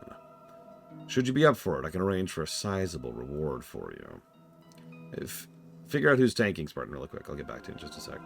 We were instructed to take out any targets of opportunity that would damage the enemy's military infrastructure. We spotted General Hussam and the 2 of his captains up ahead. Slaying them would be a great favor for Ramkehen. We managed to do extensive scouting before the crew was ambushed. Sounds like Spartans tanking. We discovered that Deathwing's envoy, Siamat, is giving the Neferset their newfound power. They claim it's restored them to the greatness of old, but something else has happened. Their very souls have been corrupted. As one of the 4 winds, Siamat is powerful, but a lot of that power has been drained by the process. Slay him now while it's possible to without being in a raid environment. Ahem. Thank you very, very much, Pyramid Android, as always. And if you give me a moment, I will go ahead and jot this down. Or Alpha Centauri, Resident Evil, and Bioshock 2. Happy New Year, Pyramid Android. I would say I hope next year is going to be a better one, but I think we all know better than that. I like that color combo, Spartan. I think that works a lot better than what you had before. And the bulk works well on a Tauren. Make sure taunt is off, which it is. I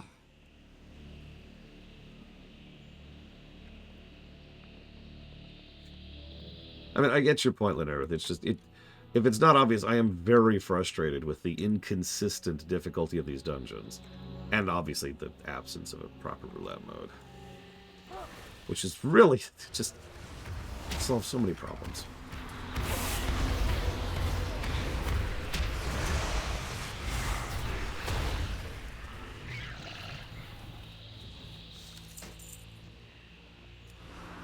God, this trash was so mean and heroic at launch. I know that sounds like a joke saying it now as we're just running roughshod over everything, but it's true. This place is mean. You see that earthquake? I mean, it's doing decent damage on normal, but that would murder you. That would be like a third of your health in one tick, so you have 3 ticks to get out of that or die. It was great.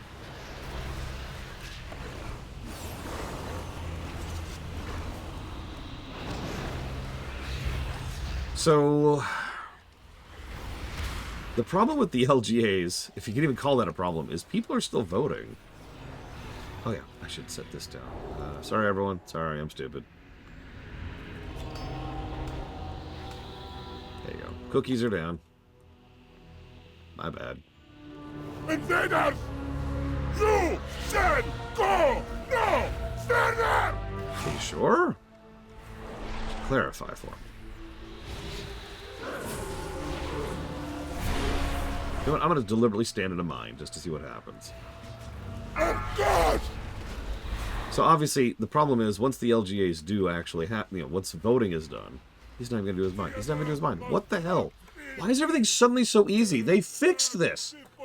They fixed this. Why are we just running over everything?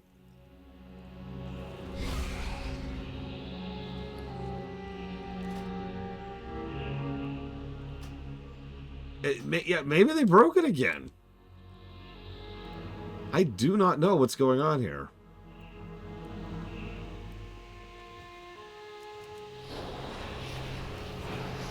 Unfortunately, these kind of things usually aren't in patch notes. We do have 2 lobies, but the person doing the most damage is me. Which honestly I should be. I blew all cooldowns on that fight, but still. He didn't even get to do his only mechanic.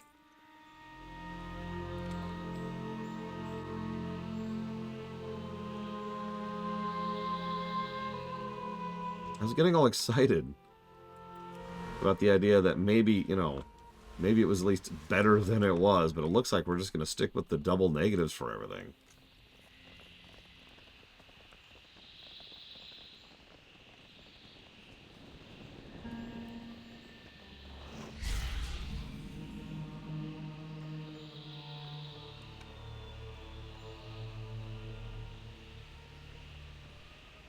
Not very. I don't know much. I know nothing.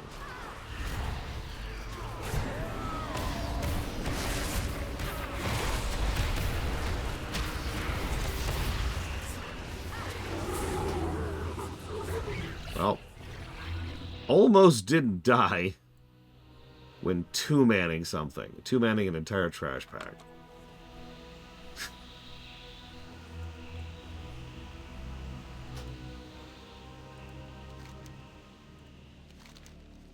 No, I saw that the party decided to circle back to the beginning. I was very deliberately seeing what happened if two DPS pulled a trash pack by themselves. And the answer was, we still won. We didn't wipe. Which is just...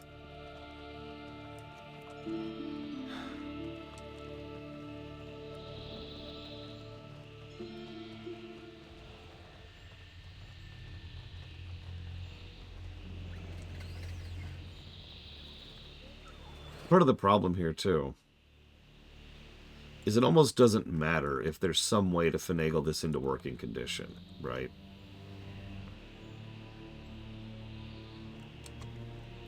Like,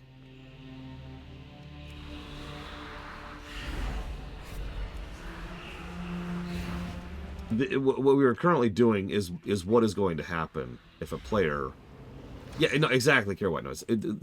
What we're currently experiencing is what a player will experience if they're going through and wanting to do the dungeons, either for fun or for transmog or for story. This is what you're seeing is the typical player experience, is just running roughshod over things effortlessly. As has been pointed out before, we know that that's at least on part deliberate. But yeah, exactly. If we have to jump through hoops to make this work, then that is on the game for failing us, for lack of a better way to put that.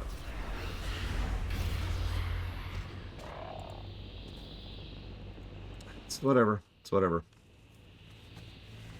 It's just... All this really means is that the negatives I have already given will continue to be there until, if they ever fix any of this crap.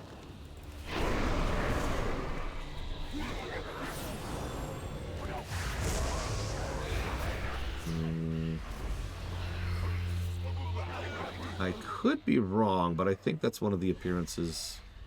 No, I am wrong. I forget which one that is. I guess I can just look.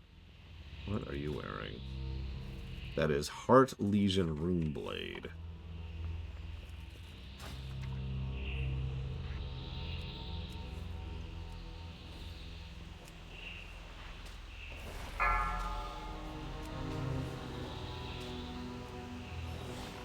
Well, they don't even need me for this fight. There it is.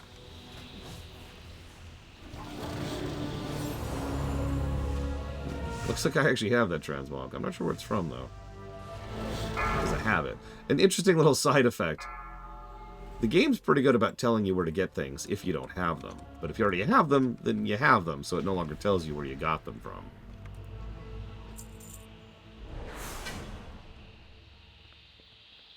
Oh my god, does he seriously not even have a phase 2 on normal?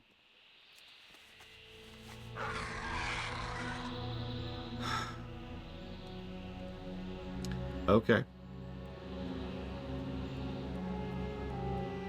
No.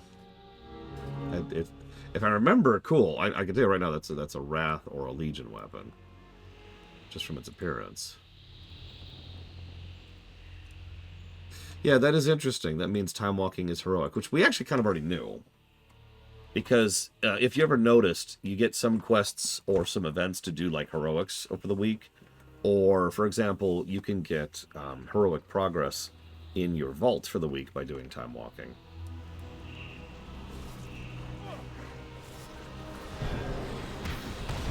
Let's focus on the story. So, I mentioned positives to story for this place for the dungeon. Well, here we are. As I've already pointed out, it's more or less the same place with even more details because they can afford to. It's just the instance. There's actually even more doodads in here than there were before.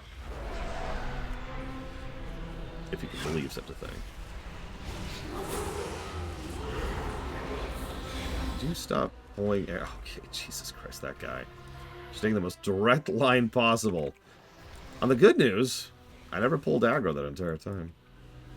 That is Spartan. He is on a Tauren Death Knight. He is specifically Blood Spec, which is the tank spec.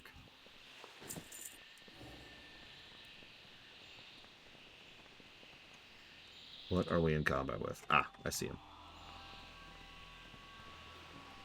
I need to get my pet out.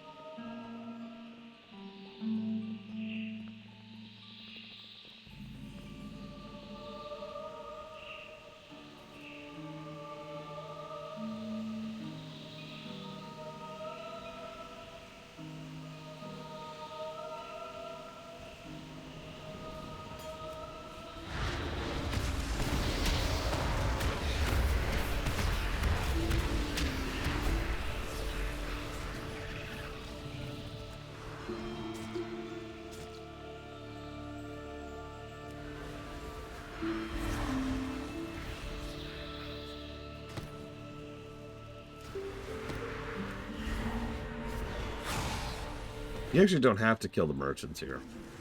They do very little damage. They're not even elites. And all they do is fling fruit at you. Wow, that fear. Holy crap.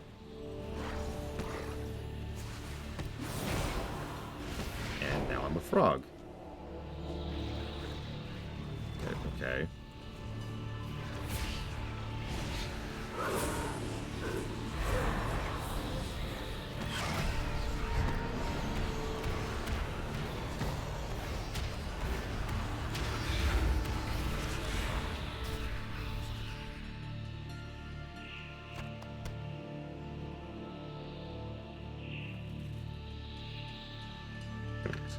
It's this brand new concept.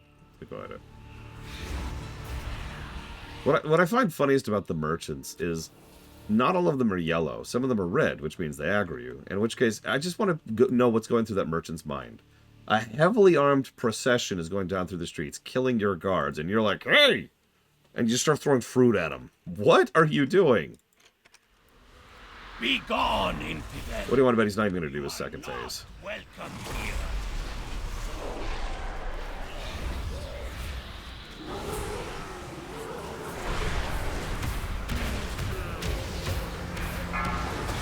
Kneel before me and repent. Wow. She got surprised. All right, where's the Phoenix? There's the Phoenix. There it is. The Phoenix is untankable. It just targets someone and goes after them.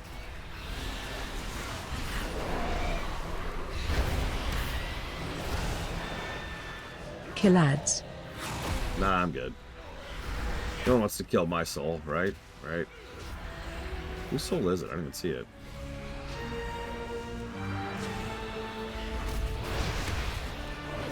Death is only the So if you pay, I almost didn't see it in time, but Tiamat is finally released. Destroys the entire upper area.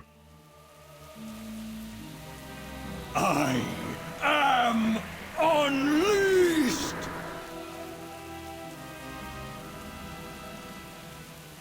Believe it or not, I don't remember Gum Gum. I didn't get into Pokemon until Gen 2. So Phase 1. We actually can't damage him in Phase 1. We have to kill his ads. And bit by bit, as we destroy them... Rise and come to your master's aid! As we destroy them, they'll break down his shield. So Phase 1 is just killing his ads.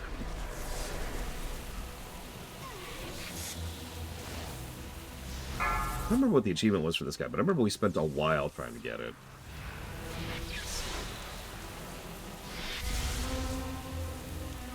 Defeat him with 3 stacks of lightning charge. I don't remember what that was involved. Oh, like you had to eat... I don't know. I don't remember. Let's see it here. Hang on. Okay. How about, like, the dungeon I'm in? Whoop. Phase 2.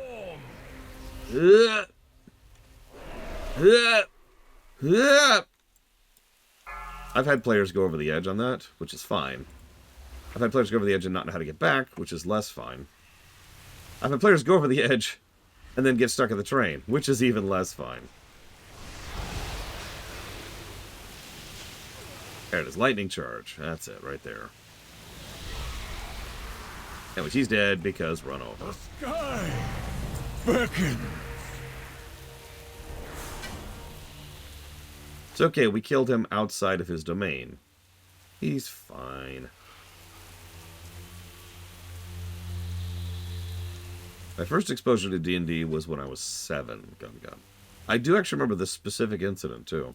I was playing with another kid on the bus, and so every day on the bus we'd play a little bit more.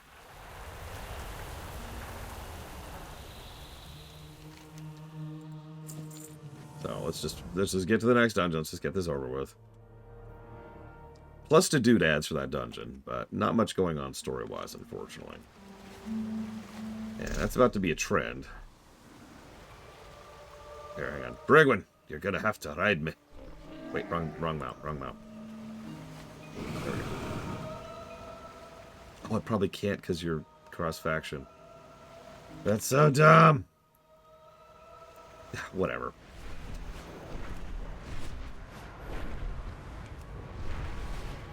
That's also assuming heroic is even heroic here, White Noise. Which is an interesting question. I don't actually know. And unfortunately, because of the scaling, the only way to test would be get our 35s. And if you remember, I finally unlocked my 35 because I walked away from that. Oop. I guess I'll just stand here. It's right here. I don't need to summon. Join us, Spartan. Ah. Do you remember the odd D&D ad for Playmerfields? Female players? No, I do not. I don't think I ever saw an ad for D&D. Ever. Yeah, I remember these dungeons being legit recently, which is part of why this is so damn confusing. I myself actually did Tol'Vir not too long ago, just as a leveling roulette I got. And it was legit. We even died. Yeah, no, I think they pushed normal down. I think you're right. And I think they pushed any of the dungeons that are part of the time walking scaling down in terms of normal. You can do it, Spartan. We believe. I don't believe. Alright, let's go summon Spartan. Yeah.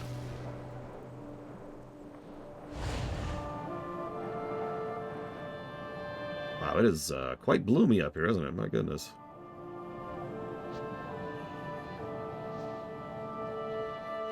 Yeah, this was also a catalwalking one, so yeah, we're probably just going to run through this one. I remember wiping on this one. I can even tell you exactly where it was. So they did something really cool with the trash in here. Up ahead, you can actually see them from here. They actually have a new model. Right there, that guy, the Lurking Tempest. If you're looking at them, they go, "Ah!" and they hide, which means they don't do anything. But the moment you stop looking at them, they pop back up and they start doing damage to you. They're invincible, by the way. So the only way to deal with them is to have at least one player dedicated towards staring at them the entire time. And yes, I realize I just described the boos from Mario 3, but it was an interesting approach. Especially in a dungeon where you have to essentially say, okay, you look over there. Usually it was the healer. So I did that a lot. Because the healer doesn't have to face anywhere unless they're like a melee healer, like a paladin or a monk.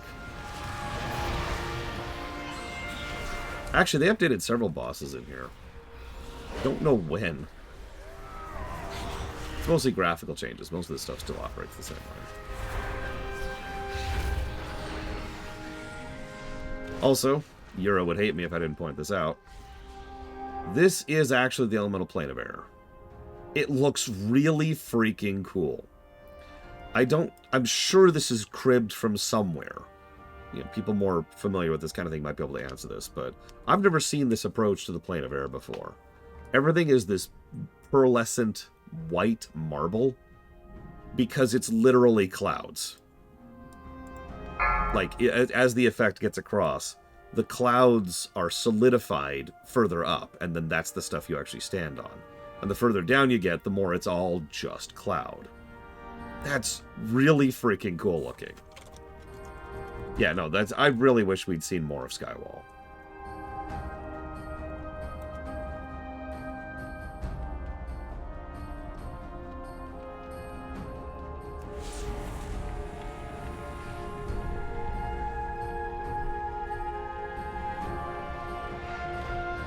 Anyways, I told you I'd mention where we wiped. Up ahead is some trash, which does like a charge attack. Yeah, that right there.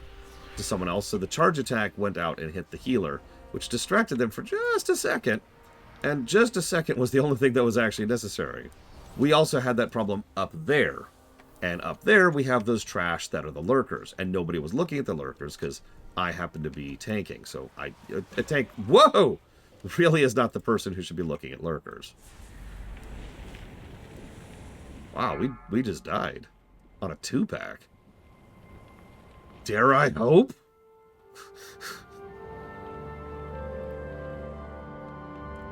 Yeah, I know it's strange that I'm really happy when we die. No, I don't care.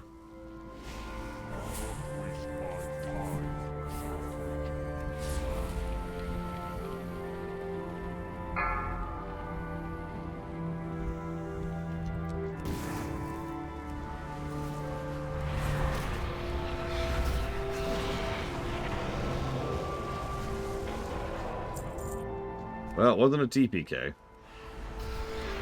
Darn. Yeah, the achievement in here was actually really, really simple, relatively speaking. You have to get these orbs, these glowing golden orbs. I don't think I could see any from here, and I am correct, even though there's one right there. Oh, we're not in heroic, so you can't even see them. They're not there. But there's one right there, for example, under the platform. So you have to either get really, really close, or you have to jump off and madly click it as you're plummeting. And then you'll see it. It was a fun achievement. It rewarded the player for just paying attention and looking around and searching out the area. So, would I rather turn Elder Scrolls into a tabletop game or WoW? This is a good time I need to mention that I have actually made a TTRPG rule set for Warcraft. So I suppose I've answered your question. Oh, I'm banished.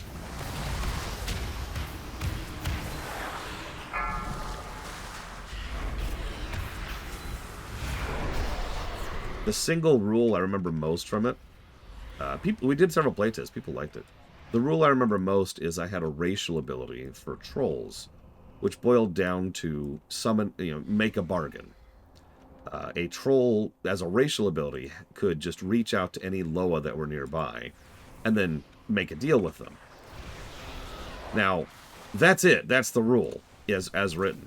It was very, very, very much on the player for being inventive, and on the GM for rolling with it in order to make that work. But my playtest characters got a lot of mileage out of that ability. Like, we were doing a random dungeon, and one of the players said, okay, hang on. We're about to be doing a boss. Give me a second. Reach out. Is there a Loa here nearby? Do a couple of rolls. Yes, there is. And then that's okay. What do they want? How do we work with this?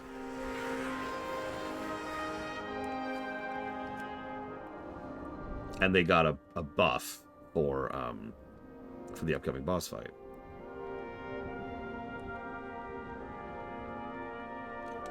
Filthy beasts! Your presence in Skywall will not be tolerated. Whatever you say, lady.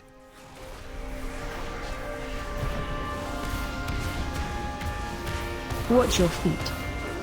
By the way, this fight got a bit of a graphical update. Oh my gosh. Oh my gosh. Oh my gosh. Watch your Oh my gosh.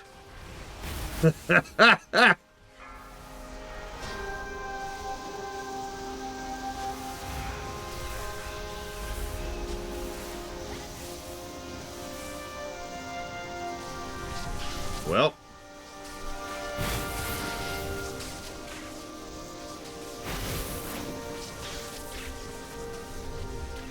So I haven't been bothering to explain any fight because they've been so brain dead I didn't feel the need for it. The way this works is there's these little orbs. Those are obvious. You just avoid those. They roam semi-randomly throughout the dungeon. The big cyclones at the outside, they have a cone attack, and each of them attacks outwards relative to the center of the arena. So, each of them you want to be on the inside of. Periodically, she pulls the shield in, which means it's functionally impossible to be inside of it. At that point, you just kind of have to live with it. You just live with the damage that's being done. And then she pushes the shield back out. There's also some other mechanics, like a magnetic thing and whatever, but yeah. And yeah, you can tell this place got the mythic overhaul.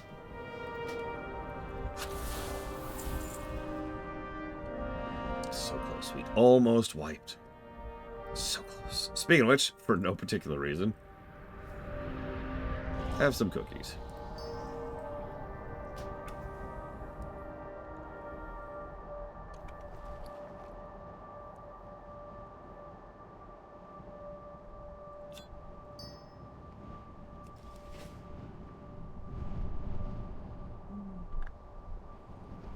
I should mention this dungeon does have shortcuts, but they're not very obvious.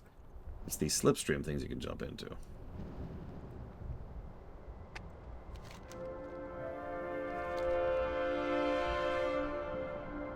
And I know what you're thinking. Lore, can you demonstrate the slipstreams? Well, yes, I can. Although I'm not sure why you're a Ferengi, but that's okay. We here at the Lore Walkers are very tolerant to Ferengi.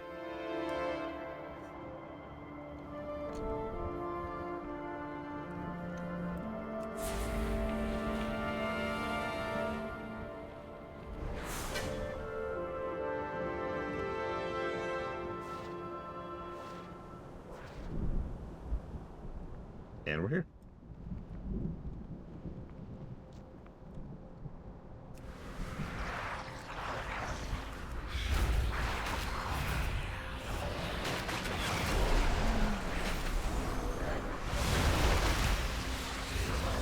Drow? Okay. So I don't know when Drow were invented. I don't care. Because Drow are a typical 90s race. See, the 90s were an interesting time. A lot of people tend to forget this, but for all the good things that happened in the 90s, they were very edgy. Everything had to be edgy. Everything had to be, like, super violent, super gross, or super cursy. A lot of punk, a lot of tood. Sonic was invented in the 90s as a direct reaction to the far more wholesome and, you know, down-to-earth approach of something like, say, Mario, the working man, right? So... And this is also when Nickelodeon was at its height, right? And, oh my God, it's so gross, and we're gonna slime you, and blah blah blah. You know, that's that. It's the '90s tood. '90s is when they really started pushing Venom as the anti-hero to Spider-Man, and that's also when the Punisher started being pushed for being big too. However, Venom was too mild for the '90s, so instead they came up with Carnage, who was even violentier and more edgy. He was literally just Venom, but worse. That was the whole point behind him. Real quick. This is a fun little thing. This guy summons this little field, which is just this extremely huge healing. Like, this heals tons of health per second. You're probably thinking, why is that relevant? Well, obviously, it heals health per second for anything in it, including enemies. A very minor bit of positioning being relevant, but it's a nice touch. I kind of wish they would do more with this. Anyways, that's the Drow. The Drow are the 90s elves. This is a fun one. Most people, even to this day, don't understand how these things work. You do any damage to them, and they power down for a few seconds. If you do not power them down, they fling you over the edge and you die. That's it. They have 1.3 million health, so killing them isn't really feasible.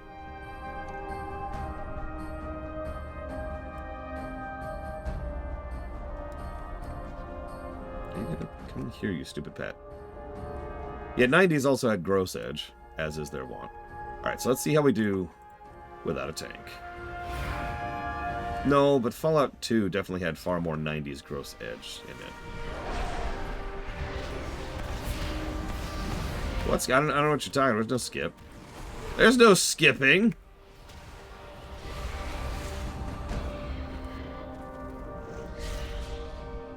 let's see, that skip is just kind of a ridiculous one either. It skips like 2 trash packs at absolute most. Like so many skips, it saves so little time. There was a skip in Throne, which I will show off when we get to there in Pandaria, which I actually vetoed in our guild because I was so sick of people insisting on doing this skip, failing at it, pulling extra mobs, wiping, and basically doing this shortcut skip, which takes so much more time than just doing it legitimately. It's the exact same thing that pissed me off every single time my friend would drive to the grocery store. Alright, I've got to find the closest possible parking spot. I've got to find the parking spot that's right there.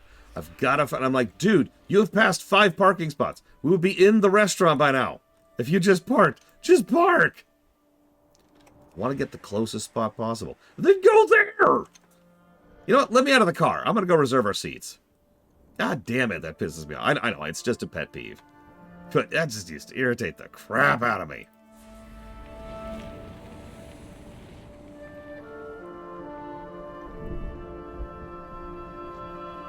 Yeah, seconds and minutes in real life.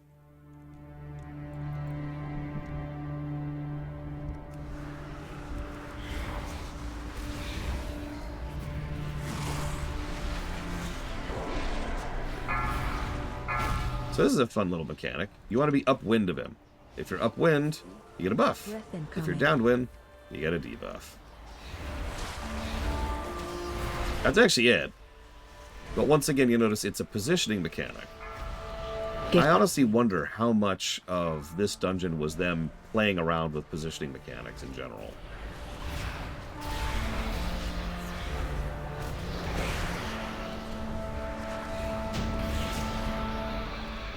Oh no, sorry, I wasn't trying to disparage that specific skip, Spartan. It's just you reminded me of the Throne of Thunder skip, which just, oh my god. I have no idea, and I have no idea, respectively, Gum Gum. Oh, I guess I never finished giving my answer, but honestly, I kind of did. Drow are 90s elves. Edge. They're super sexy. That's very important. You know, like the idea of the female drow is totally a sex symbol. Remember, it's a matriarchal society, so men have to be forced into sex by women. That actually happens in Baldur's Gate 2. If you're a male character, you have to have sex with her, or, like, she'll kill you. That's a thing that happens in that video game. And they're super evil, of course. And they're Sith. They're just Sith. They're just Sith.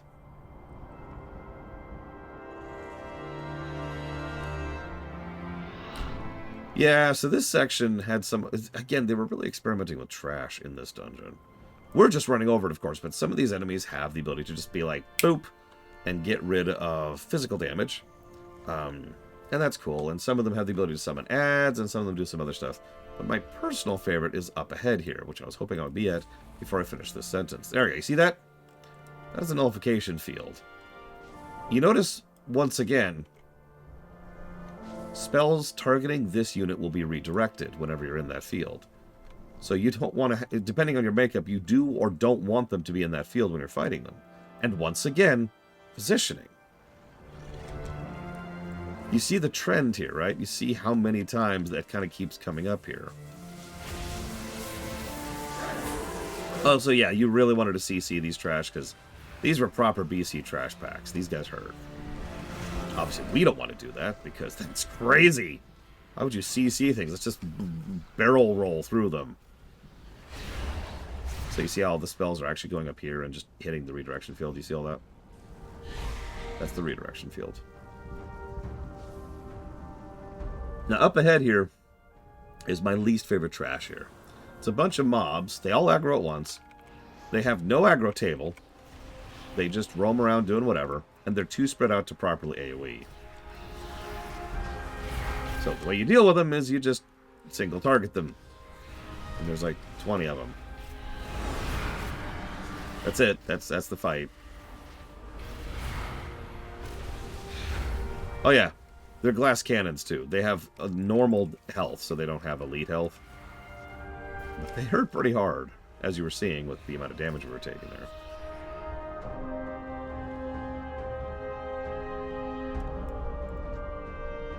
And as you can see, these are 5-packs, so yeah, some of these trash packs could be pretty mean. Oh no, I've accidentally pulled. Oh gosh, what have I done?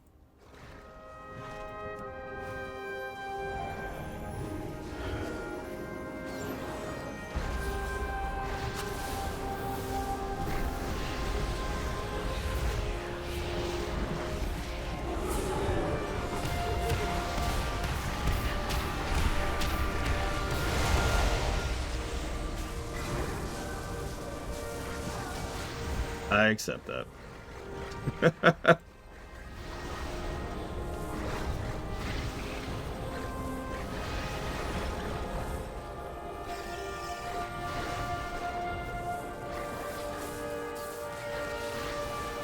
If you probably saw me hesitate for like a millisecond, because I had a decision to pick between living through the guy I was tanking or getting Kira White Noise up, and I decided to get Kira White Noise up.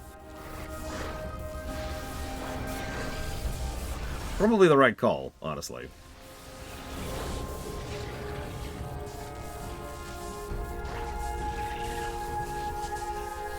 Yeah, that lightning lash, that's what killed me. See?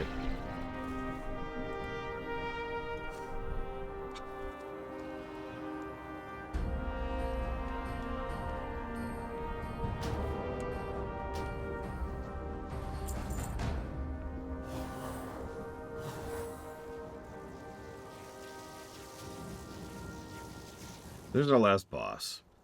He's a Djinn? He probably shouldn't be. For lack of a better way to put that. Djinns are very high tier in the hierarchy of the Elemental Plane of Error. I guess he is an end dungeon boss, so that's whatever.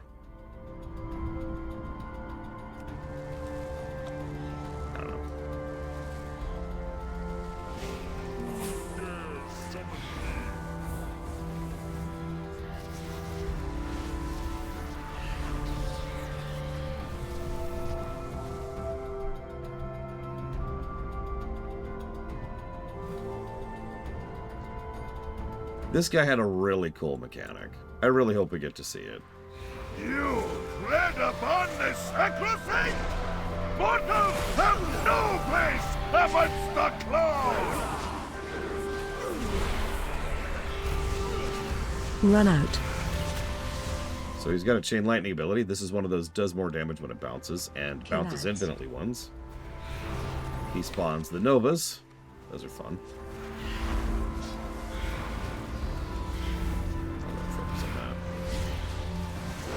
Find shelter. Your servant calls for aid! So he makes a little nullification field over here. Remember, the trash tutorialized this. And if you're not in the field, it hurts. It hurts a lot. Now, what's funny is I was actually just thinking about standing out deliberately just to see how much that hurt. What's doubly funny is I can't res anybody right now.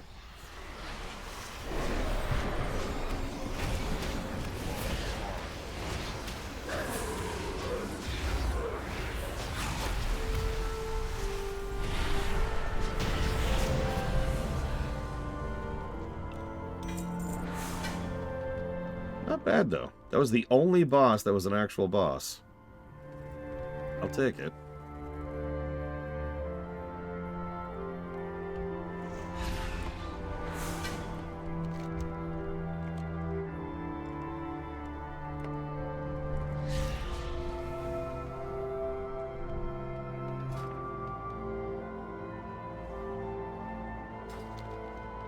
Thank you, everyone, as usual, for joining me and for helping me to do these dungeons.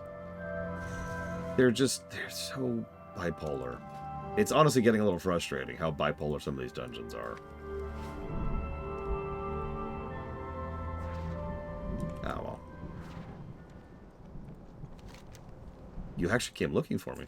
Oh yeah, I probably should have picked up his quest to go kill the boss we just killed. Whoops. Whatever.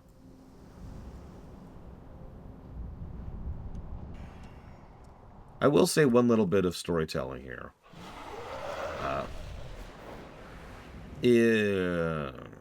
So, the plane of air is literally bleeding out into the world here. You could also see it over here. In both directions, right? The plane of earth is bleeding out into the world as well, as is the plane of fire. We'll see that later. And the plane of water. We've already seen that in Hyjal, or in Vashir, excuse me. Remember, you can't be time walking in order to hit the raid. In fact, actually, you know what? I'm just going to go ahead and do the raid on someone else. It's going to be faster.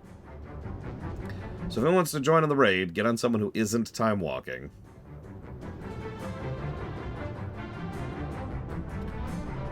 Yeah, no, it was a good way to represent how all of the damage of the Cataclysm was causing the planes to bleed, or be crushed, however you want to think of that, into the world. Which is very cool, honestly. And a nice way to help visually represent the real threat of the Cataclysm. Because, I mean, yeah, sure, fine, whatever. You know, there's big chasms, and there's water, and there's flooding, and all kinds of devastation.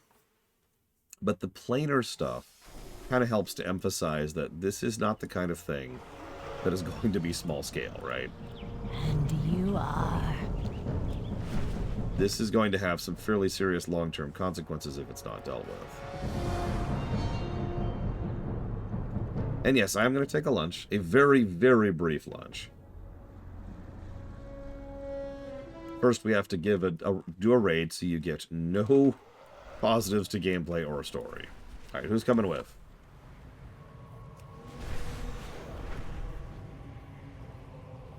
And as applicable, on whom?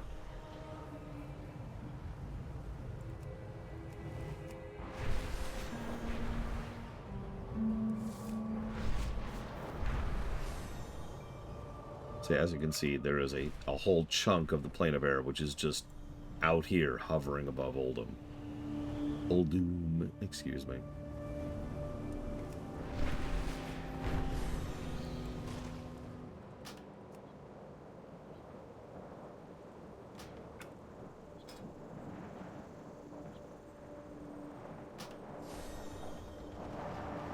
Do we have... I think we have a summoning stone up here. We do. There it is.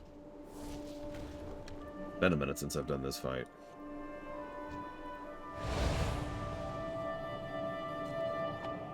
So this is a very, very short raid. It's only got 2 bosses.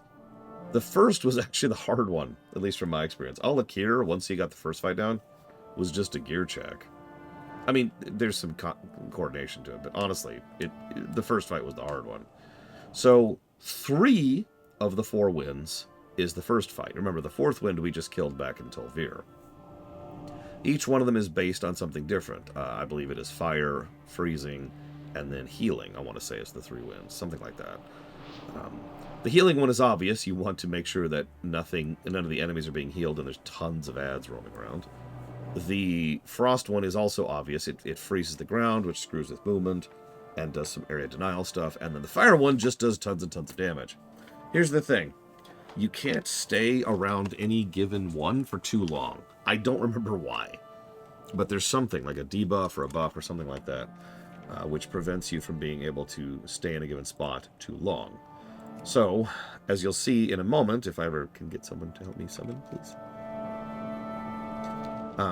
As you'll see in a moment, you have to constantly be rotating, and there's these giant launchers which just fling you across the arena in order to switch to one of the other bosses. Oh, one more.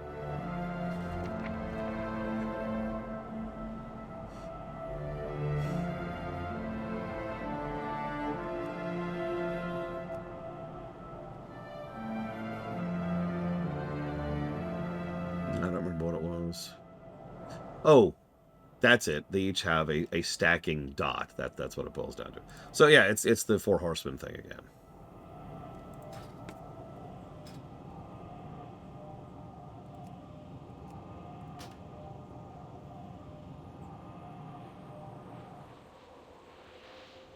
You're in a group, Bragwin.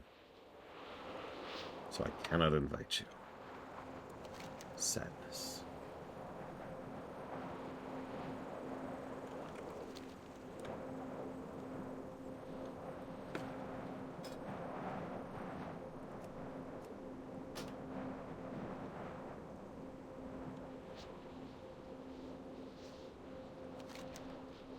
Oh, you're over there.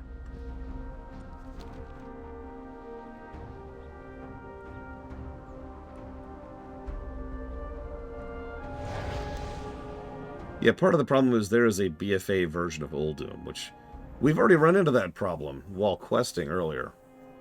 And we've run into that problem while grouping several times. Bugs. Negative for bugs.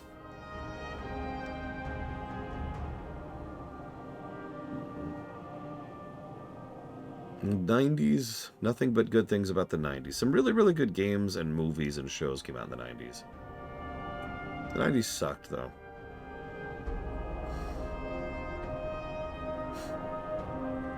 We were immediately on the tail end of recovering from Reagan here in the States, and that is exactly as unpleasant as it sounds. Oh god, yeah, and the music. I wasn't even thinking about, like, cultural stuff.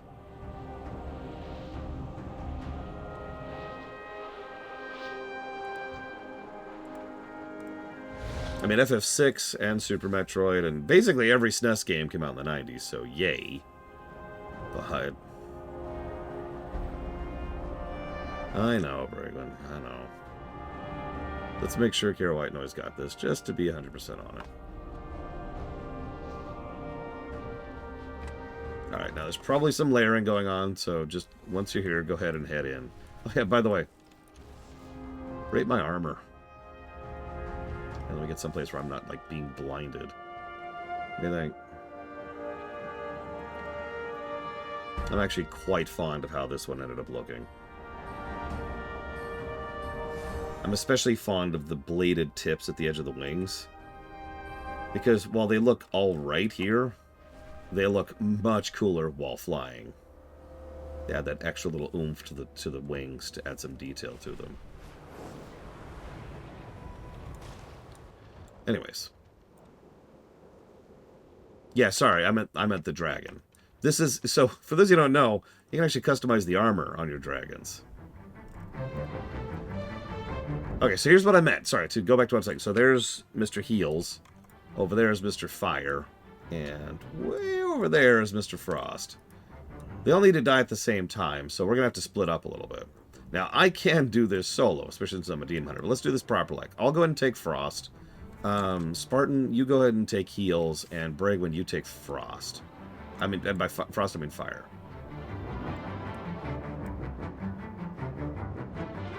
And by Spartan, I mean Kira White Noise. I don't know why I said Spartan. No, Spartan's here too. Oh, we have 4 people. That's why. God, I'm boring. Whatever. Last person, take another one. I don't even care. Just pick one.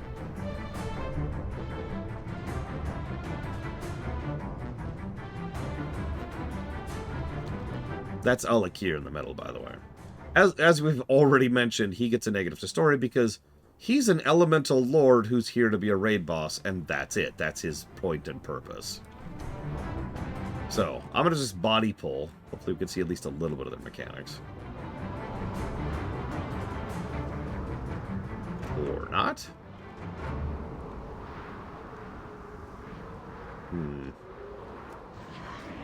There we go.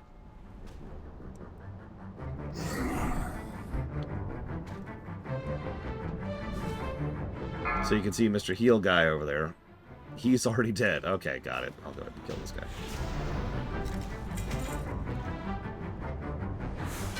Anybody want the pet? I already have it. Actually, yes, Gum Gum. We did a stream discussing it.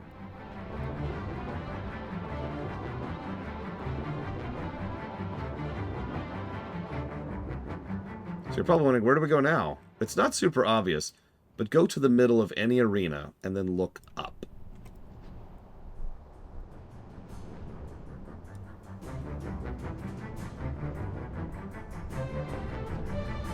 So, there's Alakir. I am once again going to body pull him. I want to show off at least his phase 3. I don't know if that's possible. We'll see what happens. So he starts off, his basic phase stuff is, if he'd ever start doing it. Come on.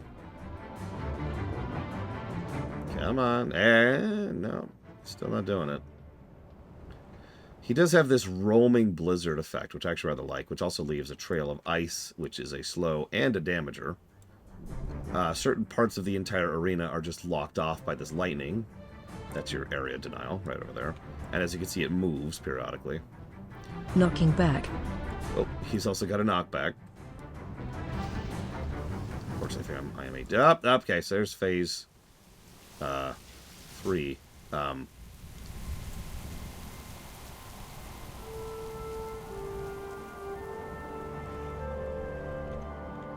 Okay, so everything bugged there because someone hit him. And... dead. So, what was supposed to happen there is when he hits his final phase, he whips you into a tornado around him. And it was actually a very cool idea that everybody absolutely hated, and they've never done since. The way it worked is how he's doing this area denial stuff, which a lot of these these dungeons and raids have been experimenting with. So he'd be like, all right, this layer, this height, is just going to get absolutely destroyed. So non-stop lightning storm on this layer. So to avoid it, you go down a little bit. And you stay down here below it. And then the lightning storm would move down, and you move up above it, right? You get the idea. And so there were these layers, and there was actually like 2 safe layers and like 3 damaging layers, something like that. And they would move around periodically, and you'd have to just make sure you were keeping track of your height and making sure that you weren't falling into a danger zone as you were moving around him and hitting him. And you would just fight him like this. It was very cool. Anyways, does anybody want the pet? Going once, going twice, because I'm going to throw it away. Into the trash. Okay, where's Bragman? There she is.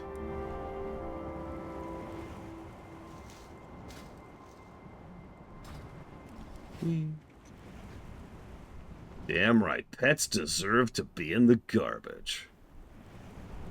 Actually, hang on. I just realized this is a priest piece. So here you go, Bragman. Have a priest piece. Whoop. And that was the end of Alakir. He doesn't even say anything. His only dialogue is, "Your challenge is accepted. Know that you face Alakir, Elemental Lord of Air. You have no hope of defeating me." Then you kill him. And he says, "After every storm comes the calm." Then he dies. And this is dumb, but I do want to say, in WoW's defense, later on, cough, cough, Legion, this will become a plot point. Because we just killed an Elemental Lord in his home plane. Alakir is not dead. He is gone. So we have just created a massive power vacuum amongst the air elementals. And remember, the air elementals are very, very politically minded. Oh yeah, we also just killed all of the air elemental lords who supported Deathwing and N'Zoth. So, yeah, as you might imagine, when we come back in here, there's going to be a little bit of politicking going on and trying to figure out who should replace Alakir. And you get it. You get where that's going to go. It's cool. We'll get to it. Legion. For now, I'm going to go grab lunch. After this, deep home.